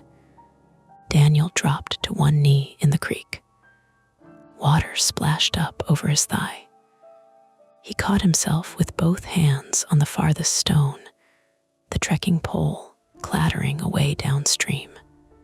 For a second, he was bent low over the water, pack pulling him sideways, rain hammering his back. I ran to the edge. "Mara, do," Bait yelled. Daniel crawled the last 3 feet on hands and knees, dragging himself onto our bank with mud on his sleeves and water pouring from one pant leg. I grabbed his pack strap and hauled until he rolled onto the leaves beside me, breathing hard through his teeth. His left palm was scraped open, full of grit. Blood mixed with rainwater and ran pink across his wrist. "Phone," Sophie said. Daniel closed his eyes once, then reached into his jacket. He handed Evan's phone to me. The screen was cracked, but it lit. No service. Sophie made a sound that was almost a laugh and almost vomiting. "Did you see him?" Bait asked. Daniel shook his head. Tracks went uphill. More than one set, maybe. Maybe. Mud was washing out. "Did you hear him?" "I heard something moving." Bait's face tightened. "That's not an answer. It's the answer I have." The creek rose another inch while we stood there arguing. I looked at Sophie. "We have to move you." "I can't." "You can. Not far, just up to the trail first." "I can't," she said again. But this time it meant something else. It meant she could feel the pain waiting for her. Daniel stripped off his wet outer layer, hissed when fabric pulled against his scraped palm, and shoved the jacket under Sophie's injured ankle as padding. "We'll make a seat carry." "With 3?" Bait asked. "Mara and I take most of her weight. You stabilize the leg. You just fell in a creek." I noticed. Bait's eyes flashed. "Don't get sarcastic with me right now." "I am not being sarcastic. You are soaked and bleeding, and she is not staying here." That was the second attempt. Get Sophie to higher ground and back to the official trail. We got her standing after 3 tries. The first time, Sophie screamed before her weight even settled, and all of us froze like children caught doing something wrong. The second time, Bait slipped in the mud and sat down hard, biting her lip so she wouldn't swear in Sophie's face. The third time, we managed it with Sophie's arms around my shoulders and Daniel's. Bait crouched in front, with both hands supporting the swollen ankle like it was something breakable we had to carry separately from the person attached to it. "On 3, Daniel said. His voice shook despite his effort to hide it. 1, 2, 3, we moved. Every foot uphill cost something. The slope back to the trail was maybe 25 feet of elevation.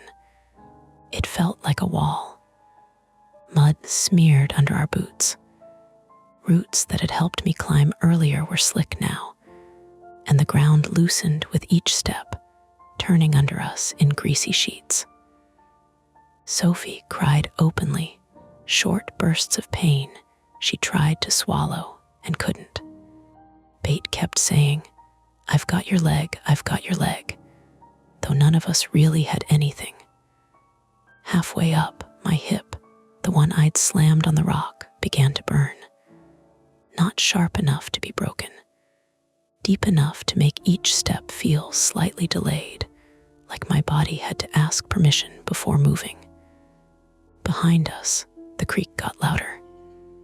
That sound did more than the rain to hurry us.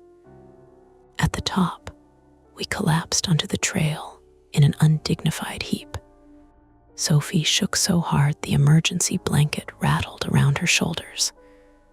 Daniel bent over his knees, wet hair plastered to his forehead. Bates' hands were muddy to the wrists. I tasted metal and realized I had bitten the inside of my cheek. "We follow the trail back now," Bates said. "No vote, no debate, back." Daniel wiped rain from his face with his uninjured hand. "Back which way?" Bates stared at him. He pointed. Up the trail to our left, the way we had come. A white blaze marked a tree. Down the trail to our right, where we had intended to continue, another white blaze marked another tree. But the tree directly behind us had a new sign nailed to it. "Parking lot, 1.2 mi," the arrow pointed left. Back the way we had come. For 1 second, relief moved through me so quickly it almost hurt. Parking lot. Left, back, simple. Then I noticed the screws. Bright silver, new. Bates saw them too. "No," Daniel stepped closer. "This was not here." "No," Bate repeated, quieter. Sophie looked between us. What's wrong?" Mara, the claims adjuster, wanted to say. Nothing proven. Could be maintenance. Could be an old sign we missed. Could be. But fresh sawdust clung to the bark below the sign, turning dark in the rain. Daniel lifted his phone. The offline map spun, hesitated, then placed us not on the trail, but in a blank patch east of it. "That's impossible," he said. Bate laughed once, a brittle sound. "Great. The phone is scared too." "GPS drift under canopy," Daniel said automatically. "Stop explaining everything like explanations fix it." He looked hurt, then angry. "Would you prefer I invent monsters?" "No. I'd prefer one adult man in this forest not move signs around while we're carrying an injured woman." That sentence changed the air, because it was the first time any of us said it plainly. A person, not confusion, not weather, not memory. A person had to be doing this. From somewhere down the left-hand trail, toward the direction marked parking lot, came a sharp crack. Bate grabbed my arm. Another crack followed, then a rustle, fast and heavy through brush. Sophie whispered, "Evan." Daniel stepped in front of her. A shape burst through the ferns 30 yards away. Bate screamed. I saw pale fur, antlers, wild eyes. A young buck skidded onto the trail, hooves slipping on wet leaves. It flailed sideways, slammed its shoulder into a sapling, recovered, and bounded across the path into the trees below us. For a breath, all we heard was its crashing retreat through brush. Then, from farther left, a man yelled, "Hey!" We all went still again. Not Evan's strained cry this time. This voice was rougher, closer, angry, or breathless. "Hey, wait!" Bate clapped a hand over her mouth. Daniel leaned toward me and spoke barely above a whisper. "Move right." But the parking lot, fresh sign. Unknown person left. We move away from voice. Sophie's eyes were huge. What if it's my brother? Daniel looked like the question physically hurt him. Evan's jacket and phone were across the creek. That doesn't mean, I know, Bate whispered. We can't carry her fast. Then we hide first, I said. The trail to the right climbed gently along the ridge, away from the creek and away from the voice. About 50 yards ahead, a cluster of boulders rose beside the trail, split by a narrow gap. Not a cave, not real shelter, but enough to get us off the open path. We moved Sophie again. This time, there was no careful count, just panic wrapped in practicality. Daniel and I hauled under her arms while Bate lifted the injured leg, and we half carried, half dragged her toward the rocks. Sophie whimpered with each step, repeating, I'm sorry, until Bate snapped, Stop apologizing for having bones. We slid behind the boulders as rain drummed on the leaves overhead. Through a crack between rocks, I could see the trail and the new parking lot sign. My breathing sounded too loud in the small space. Daniel's wet sleeve pressed against mine. Bate crouched with one hand over Sophie's mouth, not hard, just enough to remind her to keep quiet. Sophie trembled under the emergency blanket, her eyes fixed on the trail. Footsteps approached from the left, slow, not running now. A man came into view. For a terrifying second, he looked faceless because his hood was up and rain shadowed the front of him. He wore a dark green rain jacket, work pants, and a small black pack. In one hand, he carried a cordless drill. Bate's fingers dug into my wrist. The man stopped at the new sign. He looked at it. Then he looked down the trail to the right, the way we had gone. His head tilted slightly, listening. I thought he would turn and see us. I was sure of it. Then a radio crackled from his pack. He flinched, pulled it off his shoulder, and turned away from us to shield it from rain. A voice came through, distorted but recognizable as official, bored, and irritated. Maintenance 3, you copy. Storm warning upgraded. Clear out lower drainage trails. The man pressed the radio button. Copy. I'm near Bear Run Cutover. Found more unauthorized markers. Some idiot's been putting up fake signs.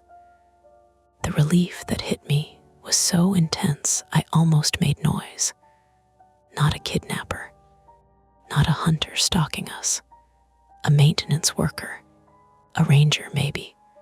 The drill was for removing signs, not hanging them. That was the misdirection. Terrifying, then suddenly explainable. Except it didn't fix enough. The man continued into the radio. Also got fresh white blazes on the wrong corridor. I'm pulling what I can, but I need law enforcement looped in. This isn't kids. They've got a route marked clean into the old service road. Daniel's whole body stiffened beside me. Old service road. The man listened, then said, Negative, I haven't seen hikers. Trailhead lot had 2 cars when I came in. One blue Subaru, one gray Civic. Sophie's eyes widened. Gray Civic, she breathed against Bate's hand. That's ours. Bate removed her hand slowly. I leaned out from behind the rock. Hey, the man spun so fast he nearly dropped the drill. Jesus, don't do that. We need help, I said. Everything happened quickly after that, but not smoothly. His name was Mark Feldman, 44 male, an American seasonal trail maintenance lead working under a state forest volunteer program. He wasn't law enforcement. He wasn't armed. He had a radio that reached dispatch only when he was high enough on the ridge. He had been removing fake signs reported earlier that morning by another hiker near a service road cut over east of the official loop. Another hiker, I asked. Older guy. Red cap. Said he saw wrong signage near Laurel Spur. Alan, Bates said. Mark looked at Sophie's ankle and swore under his breath. We need to get her to the service road. It's closer than the trailhead, and if the gates open, EMS can meet us there. Daniel said, the fake markers lead to the service road. Mark wiped rain from his beard. Some do. Some lead into washed-out logging cuts. That's the problem. Then, why would we go there? Because the creek crossings behind you are about to get stupid, and carrying her all the way back to the main lot on foot is not happening before the storm peaks. Sophie grabbed his sleeve. My brother is missing. Yellow jacket. 26. Evan Whittaker. Mark's expression changed from strain to grim. I saw a yellow jacket down by the creek. We found it, I said, and his phone. Mark looked toward the trees. He may have followed the fake service road signs. Can you call it in? Bate asked. I can try higher up. He pointed past the boulders, farther right along the ridge. There's an overlook spur. Radio usually works there. And Sophie, we move her to the overlook first, then I call, then we take the service road down if dispatch confirms the gate. If, Bates said. Mark didn't answer fast enough. Daniel did.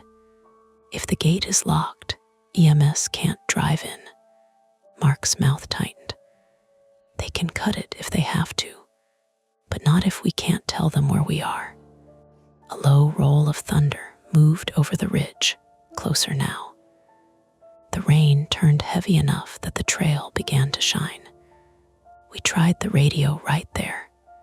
Static. Mark tried again with the antenna raised. A few broken words came through, then vanished. That made the third attempt, contact help from the trail, failed. So we moved.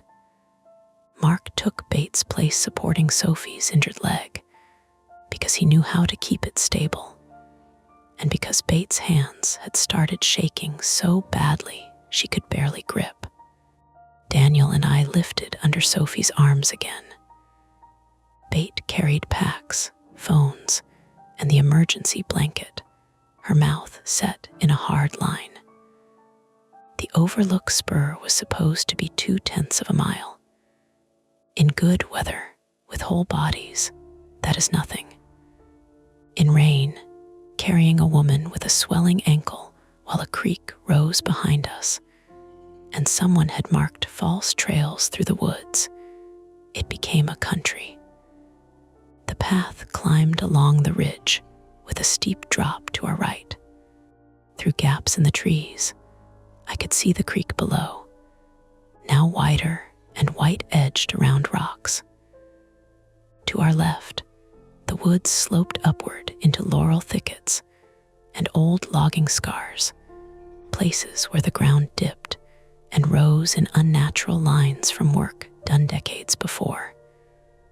Several times, I saw fresh white paint on trees off the official trail, each one angled just enough to suggest a way through. Mark swore every time. Don't follow any paint that isn't on the map, he said. Bate barked a laugh with no humor in it. Paint isn't on maps. You know what I mean. We reached the overlook soaked, shaking, and almost silent. It was not a grand, scenic place, just a flat shoulder of rock where the trees opened enough to show the valley through sheets of rain. Mark stepped to the edge, lifted the radio, and called dispatch. Static. Then a voice. Maintenance 3, go ahead. Mark closed his eyes for half a second. I have 4 hikers with me, 1 injured, 1 missing male, possible false trail markers leading toward Old Service Road east of Bear Run Loop. Need EMS and ranger response. The reply broke apart. He tried again. Caught half, lost half. Then he turned to us. Dispatch cop at injured hiker and missing male, he said. They're sending units toward the service gate. Bait sagged. Okay, good. That's good. Mark didn't look relieved. What? I asked. He pointed down through the rain toward the valley road. The Old Service Road is the fastest route out, but we have to take the connector from here. Daniel unfolded the paper map under his jacket. There is no connector from the overlook. There is now, Mark said. Volunteer cut, not on public maps yet. I stared at him. You're asking us to follow an unmarked connector after all this? It's flagged with blue tape, Bates said. Absolutely not. Mark looked past us, back toward the way we had come. We followed his eyes. Water was running across the trail now, not along it. A brown sheet poured down from the upper slope, cutting over the path we had just climbed and spilling toward the drop-off. Leaves and grit moved with it. The trail behind us was becoming a drainage channel. Retreat was no longer a trail. It was a slide. Then, from below and east, somewhere near the Old Service Road, a car horn sounded. 3 short blasts. Sophie lifted her head. That's Evan's car, she said. Bate whispered. How do you know? Sophie's lips trembled. The horn sticks. 3 beeps when you unlock it. Mark's face went flat. Daniel said, the parking lot is west. Nobody needed him to finish. The gray Civic should not have been east, near the Old Service Road. The horn sounded again through the rain. 3 short blasts. Mark tightened his grip on the radio and pointed toward a narrow line of blue tape fluttering between trees at the edge of the overlook. We go now, he said. Behind us, the trail we knew dissolved under moving water. Ahead, the only route left led off the public map. We followed the blue tape into the trees because there was nowhere else left to go. That sounds cleaner than it felt. It felt like surrendering to the exact thing we'd been warning each other not to do all day. Leave the marked trail. Trust a route not on the map. Step off the public loop into a narrow corridor of wet laurel and old logging scars. Because a man with a radio said it was the only way out. And because, behind us, water had turned the trail into a brown, sliding channel. Mark went first.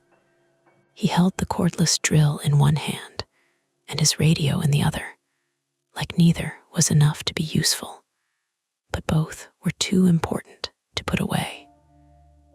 The blue tape fluttered from branches every 20 or 30 feet, cheap plastic strips tied at eye level. In the rain, they looked darker than blue, almost black, until they twisted and caught what little light came through. Then Daniel and I came with Sophie between us. Bate followed behind, carrying extra packs and Evan's cracked phone in the pocket of her rain jacket. She kept checking over her shoulder. I could hear it in the rhythm of her steps. 3 forward, 1 pause. 3 forward, 1 pause. The connector dropped from the overlook into a shallow saddle between ridges. To our left, uphill, laurel closed tight over old cuts in the ground. To our right, the slope fell toward the creek valley, where water flashed pale through the trees. Ahead, the land folded downward toward the Old Service Road. Every few yards, Sophie gasped, "Stop," and we did. was no bravery that made bone and ligament care about urgency. Her right ankle had swollen so much above the shoe line that the sock looked painted on. Mark had wrapped it again at the overlook, but each step sent pain up her leg and into her face. By the 10th stop, she wasn't apologizing anymore. She was just breathing through clenched teeth. Daniel's scraped palm had started bleeding again. Rainwater ran from his sleeve in steady threads. My hip had gone from ache to a deep, hot throb that made the world narrow at the edges whenever I shifted too fast. Bates' lips had lost their color. The car horn sounded again below us. 3 short blasts. Beep, beep, beep, Sophie sobbed once. That's it. That's Evan's car. Mark stopped so suddenly Daniel nearly bumped him. What? Bate whispered. He held up one hand. We listened. Rain on leaves. Runoff ticking under roots. Sophie's breath. Daniel swallowing.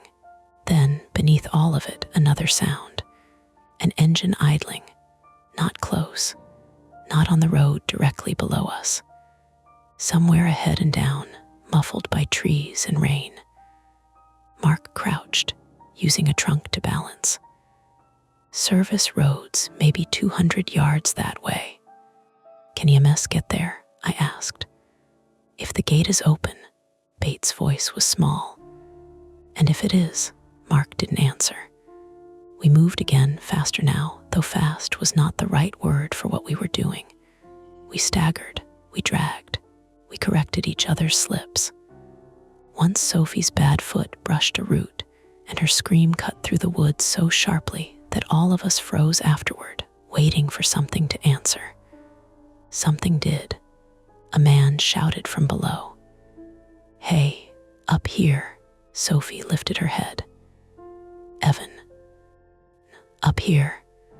It sounded like Evan's voice because Sophie wanted it to.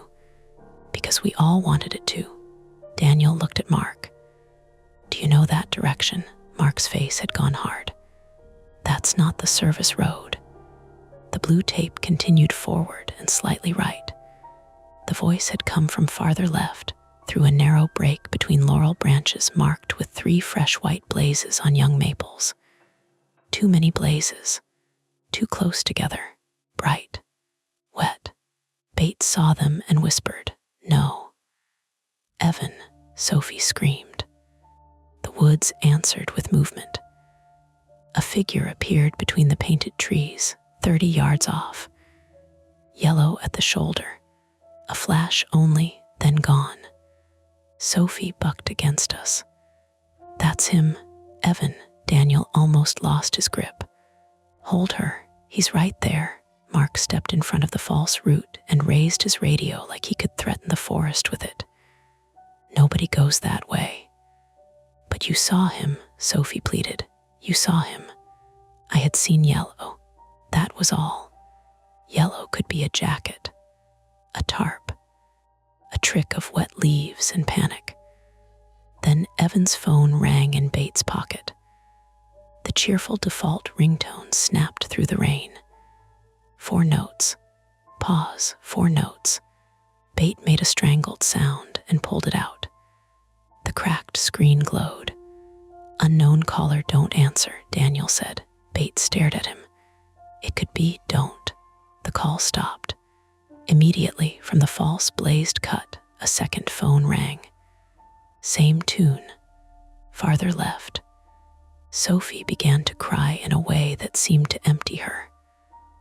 Mark muttered, Son of a what? Said. He pointed through the trees.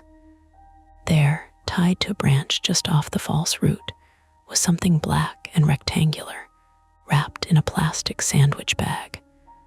A cheap Bluetooth speaker. That was the central threat announcing itself without stepping into the open. Not ghosts. Not the woods changing. Someone had used signs, paint, a phone, maybe Sophie's own fear for her brother, and now a speaker in a bag to pull people off safe routes in a storm. Bate Someone's hunting hikers. Mark's jaw flexed.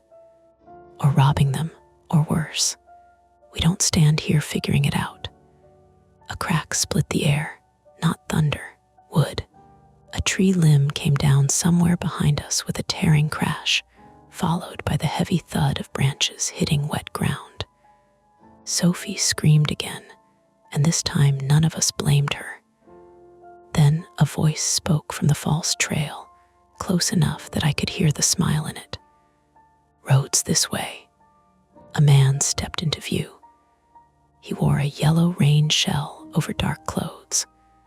Not Evan's yellow windbreaker. Brighter. Cleaner, his hood was up, shadowing his face, but I could see a short beard, a pale cheek, and one gloved hand wrapped around a hatchet handle. The hatchet was small, the kind sold for camping, not dramatic. That made it worse. It looked useful. Mark said, "Put that down." The man looked at him. "You the one pulling my signs?" His voice was calm, local, almost friendly. Mark shifted his drill hand lower. "State forest maintenance. You need to drop the tool and step back." The man smiled. "Maintenance, sure." Daniel's breathing changed beside me. Bait whispered, "Mara." The man took one step closer. "You people should have followed the parking lot sign." Nobody moved. Another figure appeared behind him, partly hidden by laurel. Female, maybe. Smaller build, dark rain poncho. She held something in one hand. At first, I thought it was a phone. Then she raised it, a canister, bear spray. Mark saw it too. "Back up," he said to us. There was no room to back up cleanly. Sophie couldn't run. Daniel and I were locked under her arms. Bait was behind us. The blue-taped route was narrow, bordered by laurel, and a slope slick with rain.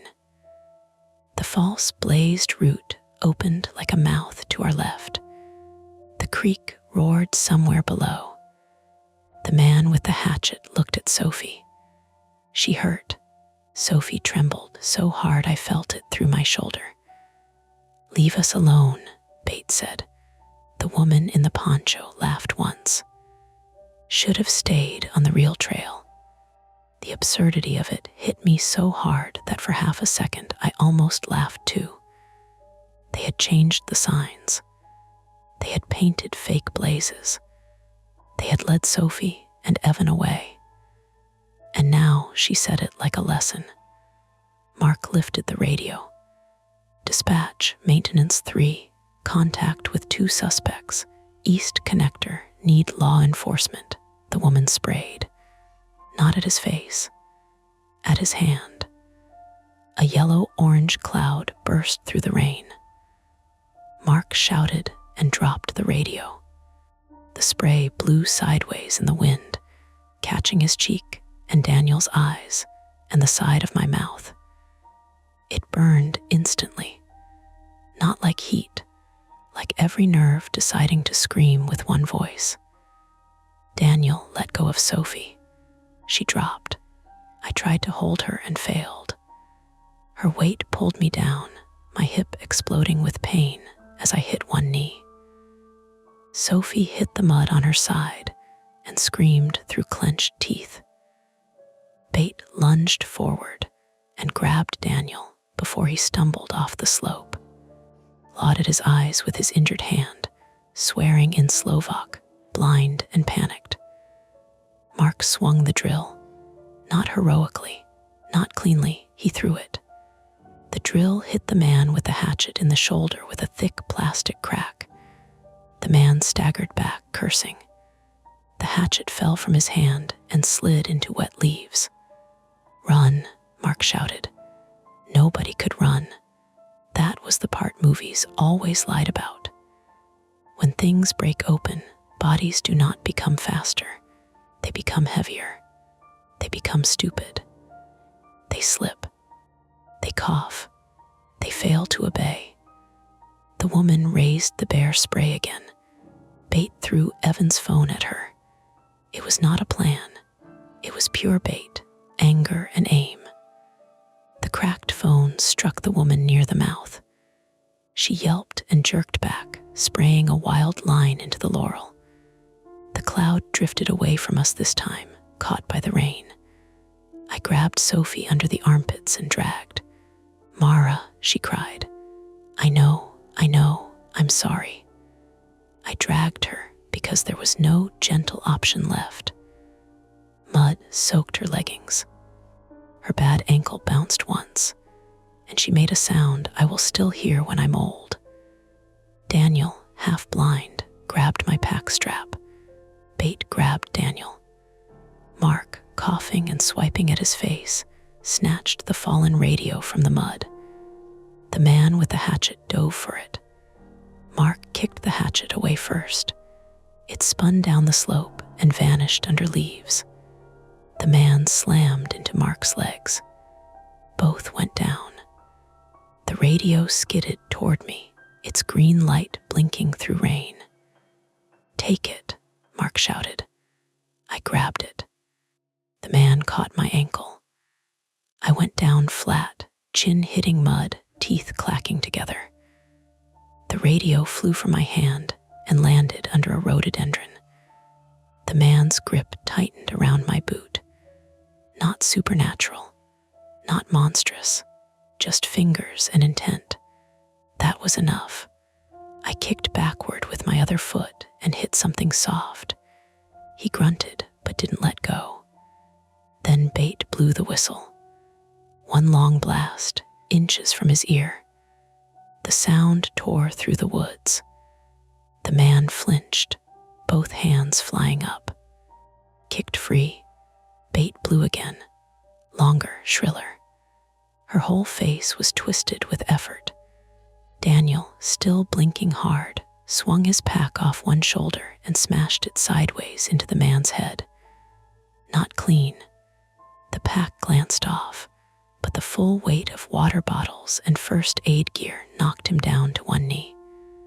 Mark rose and drove his shoulder into him. Both men slid. For one terrifying second, they were just tangled shapes moving toward the drop. Then Mark grabbed a sapling. The other man did not. He slid 10 feet down the muddy slope, hit a stump, and stopped with a cry of pain that sounded human and awful. He clutched his lower leg. The woman in the poncho ran, not toward us, downhill toward the service road. "Don't chase," Daniel shouted, though no one had the strength. Mark crawled to the radio under the rhododendron. His eyes were streaming from spray, and his voice was ragged, but he pressed the button. Dispatch. Maintenance 3. Assault. 2 suspects. One fleeing toward Old Service Road. Injured hikers. Need law enforcement and EMS at East Gate now. Static, then. Maintenance 3. Repeat location. Mark screamed the location again. This time, the reply came clear enough. Units en route. Stay where you are if safe. Mark looked around at the slope, the false blazes, Sophie curled in mud, Daniel half blind, me on my knees, Bait sobbing without sound. "Negative," he said. "Not safe. Moving to road." The man below groaned and rolled onto his back. His hood had fallen away. He was younger than I expected, maybe late 20s, with rain plastering brown hair to his forehead. His leg lay wrong below the knee. He looked up at us with hatred, but he wasn't getting up quickly.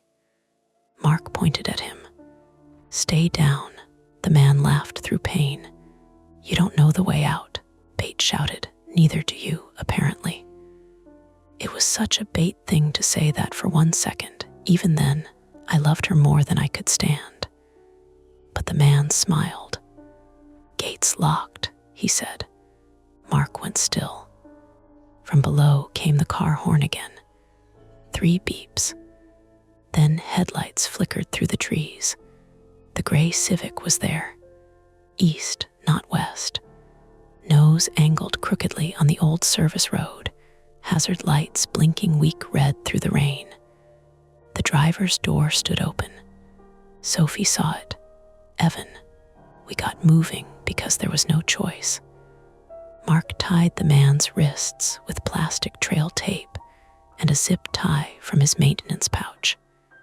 It would not hold forever. It only had to hold long enough. The woman was gone downhill. The radio had reached dispatch. The road was close, but close was not safe. The last 100 yards dropped sharply through slick leaves and loose rock. We couldn't carry Sophie upright anymore. Mark cut 2 young saplings with a folding saw from his pack, fast and ugly, and Bate helped thread the emergency blanket between them using paracord from Daniel's kit. A terrible stretcher. Better than our arms.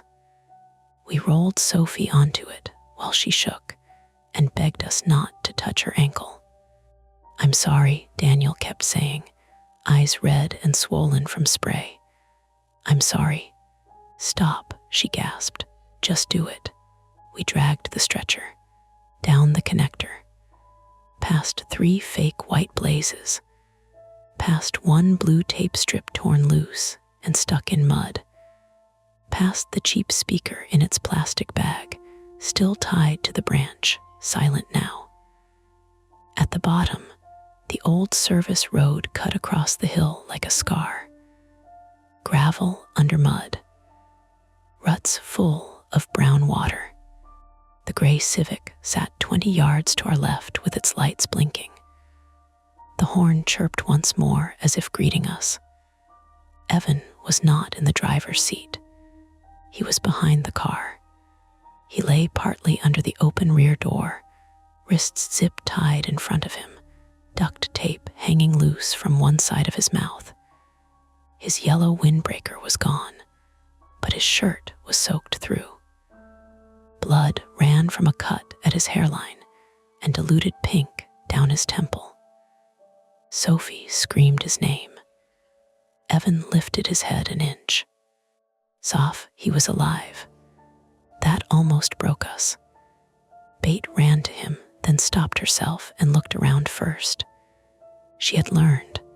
We all had. Daniel went to the road gate while Mark covered him with the drill he had retrieved from the mud, ridiculous and brave, and almost useless. The gate was visible through rain about 50 yards downhill, green metal, chained shut. Locked. The woman in the poncho was there, fumbling with the chain, trying to leave. She looked back and saw us. For a second, nobody moved. Then she got into a muddy pickup tucked behind the trees on the other side of the gate. Mark raised the radio. Suspect vehicle at East Gate, dark pickup, attempting to flee. The pickup roared. It slammed forward, not through the gate, but backward first, reversing hard into the brush, tires spinning. The rear end fishtailed. It struck a tree with a crunch, lurched forward, then angled toward a gap beside the gate where the old fence had sagged. Daniel grabbed the fallen chain from our side and pulled with both hands, trying to keep the gate from swinging wider. "Daniel," Bate shouted. He held. The pickup clipped the gate. Metal screamed. Daniel flew backward into the mud, rolling once, then lying still. The truck squeezed through the gap anyway, passenger mirror snapping off against the post. It skidded onto the road beyond and vanished downhill just as distant sirens began to rise through the rain. Not close enough to save us from the fight. Close enough that she heard them. Close enough that she ran. I crawled to Daniel because my legs had stopped making decisions. He was awake, staring upward, rain hitting his face. His shoulder was wrong, lower than it should be. "Don't move," I said, because that was what I knew how to say. He blinked. "I hate hiking." I laughed, then cried, then put a hand over my mouth because it hurt too much to do either. Mark checked Evan, then Sophie, then the tied man up the slope through the trees. "We're done," he said, like he was trying to convince the forest. But it wasn't the forest that had done this. That mattered. It mattered because forests don't buy bear spray and zip ties. Forests don't repaint blazes. Forests don't move signs with bright screws and cheap drills. People do. People with enough patience to learn where the trail bends, where phones lose signal, where fear makes hikers choose the wrong shortcut. The first ranger vehicle reached the gate 12 minutes later. I know because I watched every minute pass on my phone screen after one bar finally appeared and stayed. 12 minutes is nothing on a map. It is a lifetime when you are kneeling in mud beside an injured friend, hearing Sophie whisper her brother's name over and over like a prayer, hearing Evan answer each time because he seemed afraid that if he stopped, she would think he was gone again. Law enforcement cut the chain.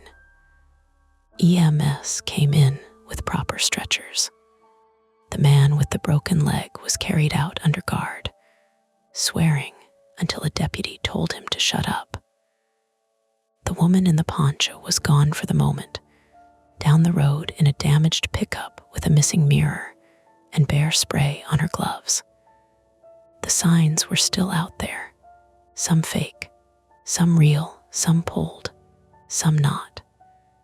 And when they loaded Sophie into the ambulance, she reached for my sleeve with muddy fingers and said, "We passed the right sign."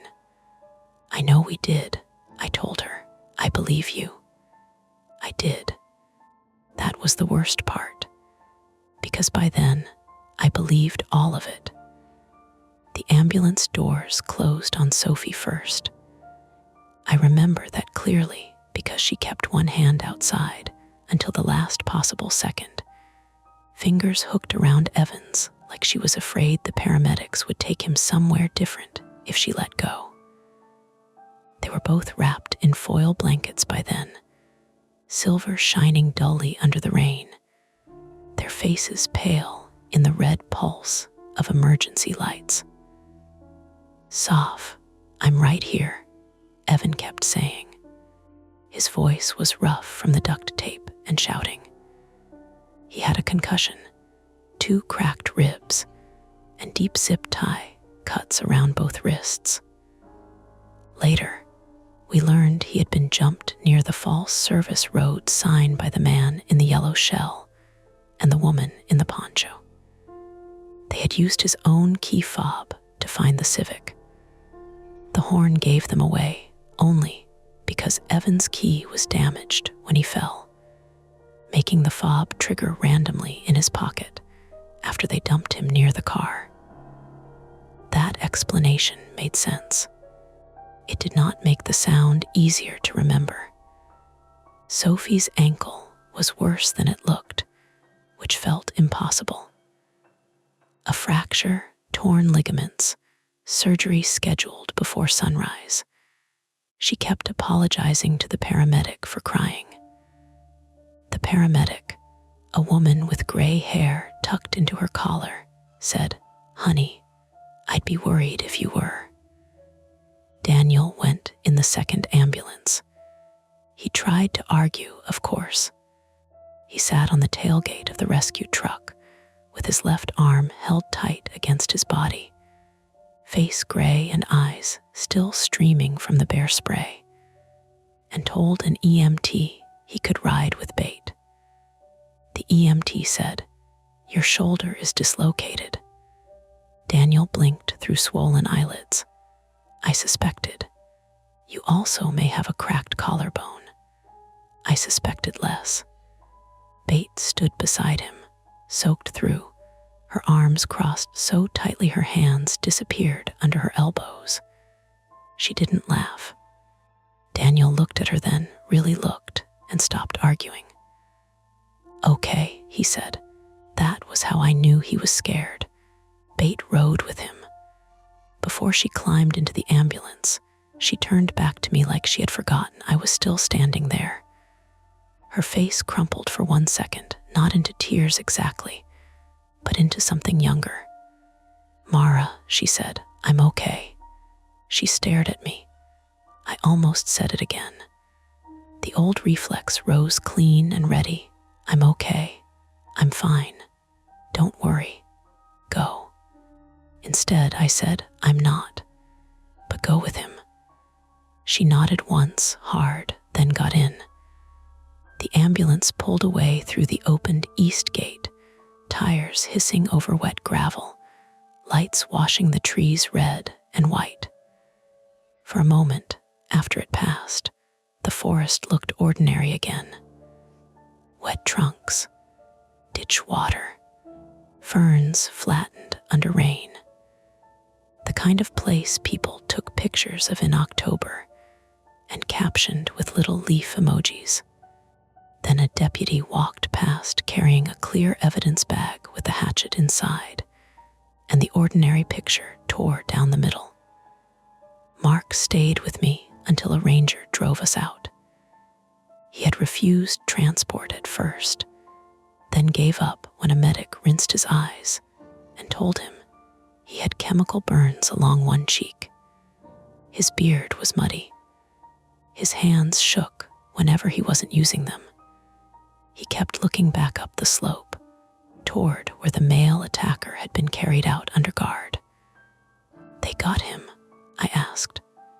"Deputy has him," Mark said. "And the woman?" He didn't answer right away. Rain dripped from the brim of his cap. Behind him, 2 officers were photographing the gray Civic, the broken gate chain, the muddy tire tracks where the pickup had forced through the gap. "Not yet," he said. The words were small, practical, the kind of thing said at a scene before paperwork hardens it into a report. The ranger who drove us was named Carla Nguyen, 40, female, an American state forest ranger from Latrobe. She had a calm, clipped manner and a waterproof notebook strapped to her vest. She asked me questions on the way to the command post near the real parking lot, and I answered them in the same voice I used at work. "Where did you first notice the wrong sign? Who was present? What exactly did the sign say? Did you touch it? When did you find Sophie? When did you hear the voice?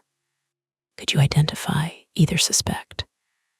Every answer made the day sound more linear than it had been. We passed the real trailhead lot on the way out. Bates' blue Subaru was still there. Sophie's gray Civic was not. The space where it had been parked held a shallow puddle with oil-slick colors trembling on top. Carla slowed the truck near the kiosk. A proper trail map sat behind cloudy plastic. A laminated notice warned hikers to stay on marked routes, carry water, and check weather conditions. Below it, someone had taped a fresh sheet of printer paper inside a plastic sleeve. "Alert. Report unauthorized signage or trail markings. Do not follow temporary signs unless VRIFID by park staff." The paper looked too clean, too late. At the command post, they gave me a dry sweatshirt with a conservation logo on it and a cup of coffee that tasted like hot cardboard. I sat under a canopy while rain beat the fabric overhead and watched people do their jobs. Radios clicked. Boots moved through gravel. Someone tagged evidence. Someone else unrolled a map and weighed the corners with wet stones. Alan Reese was there. For a second, I didn't recognize him without the red cap. He sat in the back of a Ranger SUV with a blanket around his shoulders, talking to a deputy. His face was drawn, and there was a strip of gauze taped along his scalp near the hairline. When he saw me, he raised a hand. I went over slowly because my hip had stiffened into something hot and stubborn. "You made it," he said. "So did you, mostly." He touched the gauze and winced. I went back down after I saw that first wrong sign. Tried calling it in, couldn't get signal, so I took a spur I knew to get higher. Found 2 more fake markers. Then someone came through the brush behind me. Was it them? Couldn't tell. Got shoved. Hit my head on a rock. When I came to, my red cap was gone. That detail sat between us. The red cap. The thing we would have looked for if we had seen him again. The thing someone else could wear at a distance. Alan looked past me toward the map table. I've hiked here 20 years. Never saw anything like this. I wanted to say that made me feel better. It didn't. It only meant someone had noticed the gaps in a place everyone trusted. A detective arrived from the county before they took my formal statement. His name was Luis Romero, 47, male, an American investigator with a patient face and tired eyes. He explained things in pieces, careful not to promise more than he knew. The male suspect had ID on him. Caleb Rusk, 28, from Johnstown. Prior arrests for theft, assault, and receiving stolen property. The woman was believed to be his sister, Nadine Rusk, 31, last registered address in Somerset County. The damaged pickup had been found abandoned near a township road less than an hour later. Passenger mirror missing, bear spray canister on the floor. No Nadine. Were they robbing hikers? I asked. Romero made a note before answering, which I disliked. That appears to be part of it, he said. Wallets, phones, car keys. They may have been using the service road to move vehicles and strip them later. We're looking into whether they're connected to earlier reports. Earlier reports. He looked at me over the notebook. Missing equipment, vandalized trail markers, a couple of lost hiker calls that were written off as map confusion. He paused. We don't know yet. There it was again. Yet, the word that keeps doors open. By the time Bate called me from the hospital, my clothes had been bagged and my hands had been photographed. The skin on my palm was torn. My hip was badly bruised, but not broken. My cheek had a chemical burn from the bear spray, a thin, angry patch that would peel for a week. Small costs compared to the others. Costs all the same. Bates' voice came through thin and exhausted. Daniel's shoulder is back in. That sounds awful. He said it was less awful than my driving. He's medicated, extremely. A pause. Sophie's in surgery. Evan keeps asking if she knows he didn't leave her. He didn't. I know. Neither of us spoke for a moment. Rain tapped on the canopy. Somewhere nearby, a deputy laughed once at something another deputy said, then stopped quickly, as if remembering where he was. Bates said, "I'm sorry." For what? For pushing to keep going. I closed my eyes. The answer I had ready was easy. Don't, not your fault. None of us knew, all true, not enough. I'm sorry I made it hard for you to be scared, I said, Bate breathed out, shaky. You didn't. I did, I do that. You also got us out. No, I said. We got each other out. That sounded sentimental. but it was the most accurate thing I had. The next few days came in fragments. Hospital chairs, insurance forms I understood too well, police follow-up calls, painkillers making Daniel solemn and philosophical in a way Bate recorded on her phone for later use.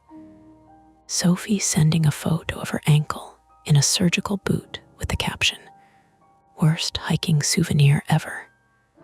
Evan texting once, "Thank you for believing her." That one sat with me, because belief had become its own kind of injury out there. We had doubted signs, maps, memory, voices, each other, ourselves. The people who set the trap had counted on that. They didn't need the woods to be haunted. They only needed to make the normal things unreliable. A sign, a blaze, a ringtone, a call for help. By the end of the week, the story hit local news in the simplified way stories have to. 2 arrested in trail sign scheme, though Nadine had not yet been arrested when the headline first ran. Hikers rescued after being misled by fake markers. State forest officials urge caution following vandalism investigation. Vandalism felt like a small word for what happened. Caleb Rusk was charged with assault, unlawful restraint, reckless endangerment, theft, and a handful of other things that sounded both serious and strangely tidy. Nadine was arrested 9 days later at a motel outside Cumberland, Maryland, after using a stolen card at a vending machine. That detail felt insulting somehow. After everything, after all that fear, she was caught buying soda and chips. Police found trail signs in the pickup's bed. Some handmade, some stolen, some altered.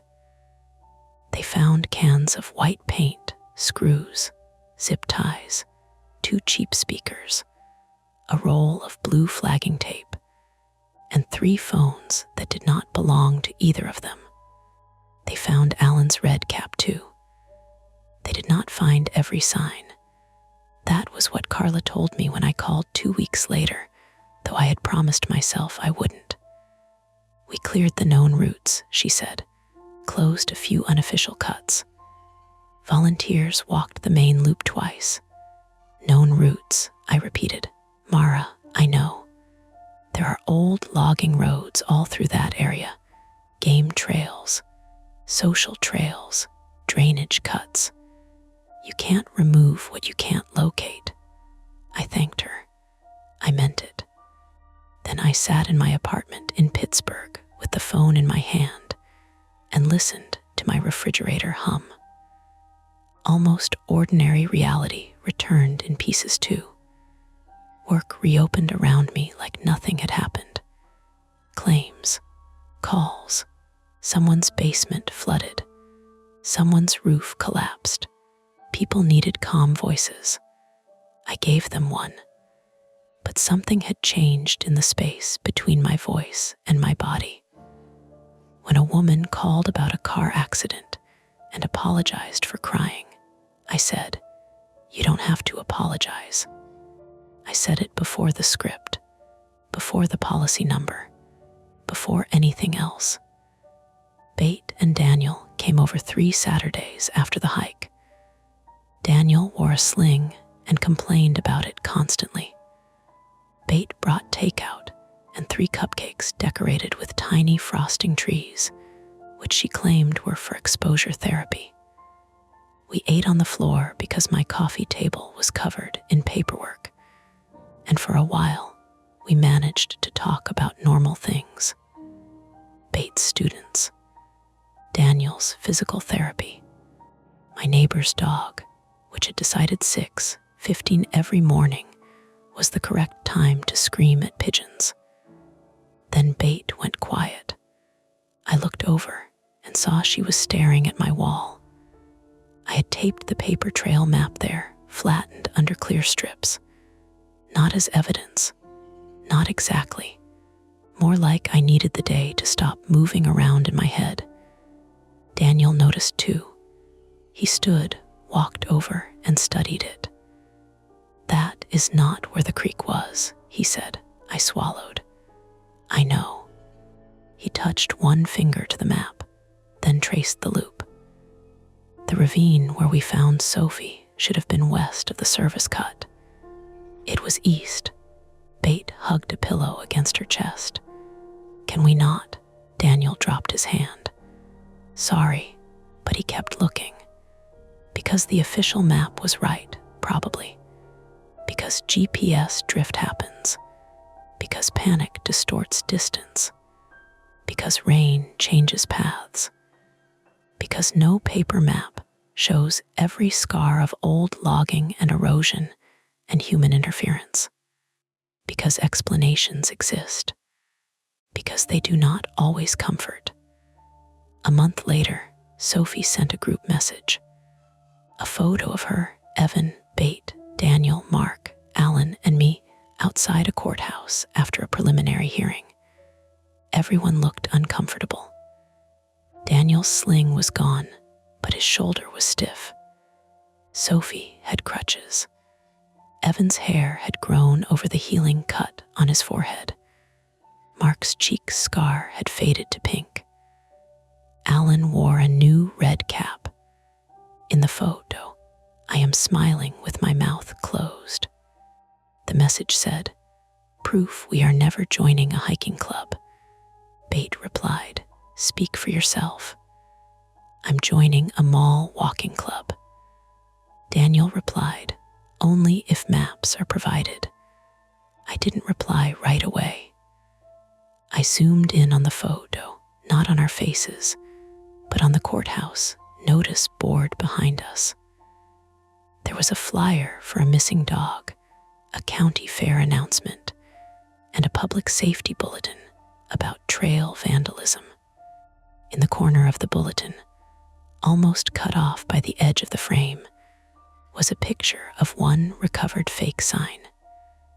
Parking lot, 1.2 mi, the same one from the trail. Bright screws. Fresh sawdust still visible in the evidence photo. And behind it, blurred but clear enough if you knew what to look for, was another sign stacked under it. Older wood, dark rooted letters. I enlarged the image until the pixels broke. For a second, I thought it said Laurel Spur. Then the photo blurred too badly to tell. I set the phone down. Outside my apartment, traffic moved along Penn Avenue in wet evening light. A bus sighed at the curb. Someone laughed on the sidewalk. My radiator clicked like small stones shifting. Normal sounds, normal places. Still, whenever I pass a sign now, I read it twice. Street signs, exit signs, office directories. The little plaque by the elevator telling you which way to go in a fire. I read them, and then I look at what they're attached to. The screws, the paint, the wood underneath. And if the arrow points somewhere I don't remember it pointing before, I don't argue with myself anymore. I stop. That's it for this nightmare. If you enjoyed it, please like the video, subscribe to Mia Horror Stories, and turn on notifications. It really helps keep the stories alive. And don't stop here. Dive into another one of our videos and keep the fear going.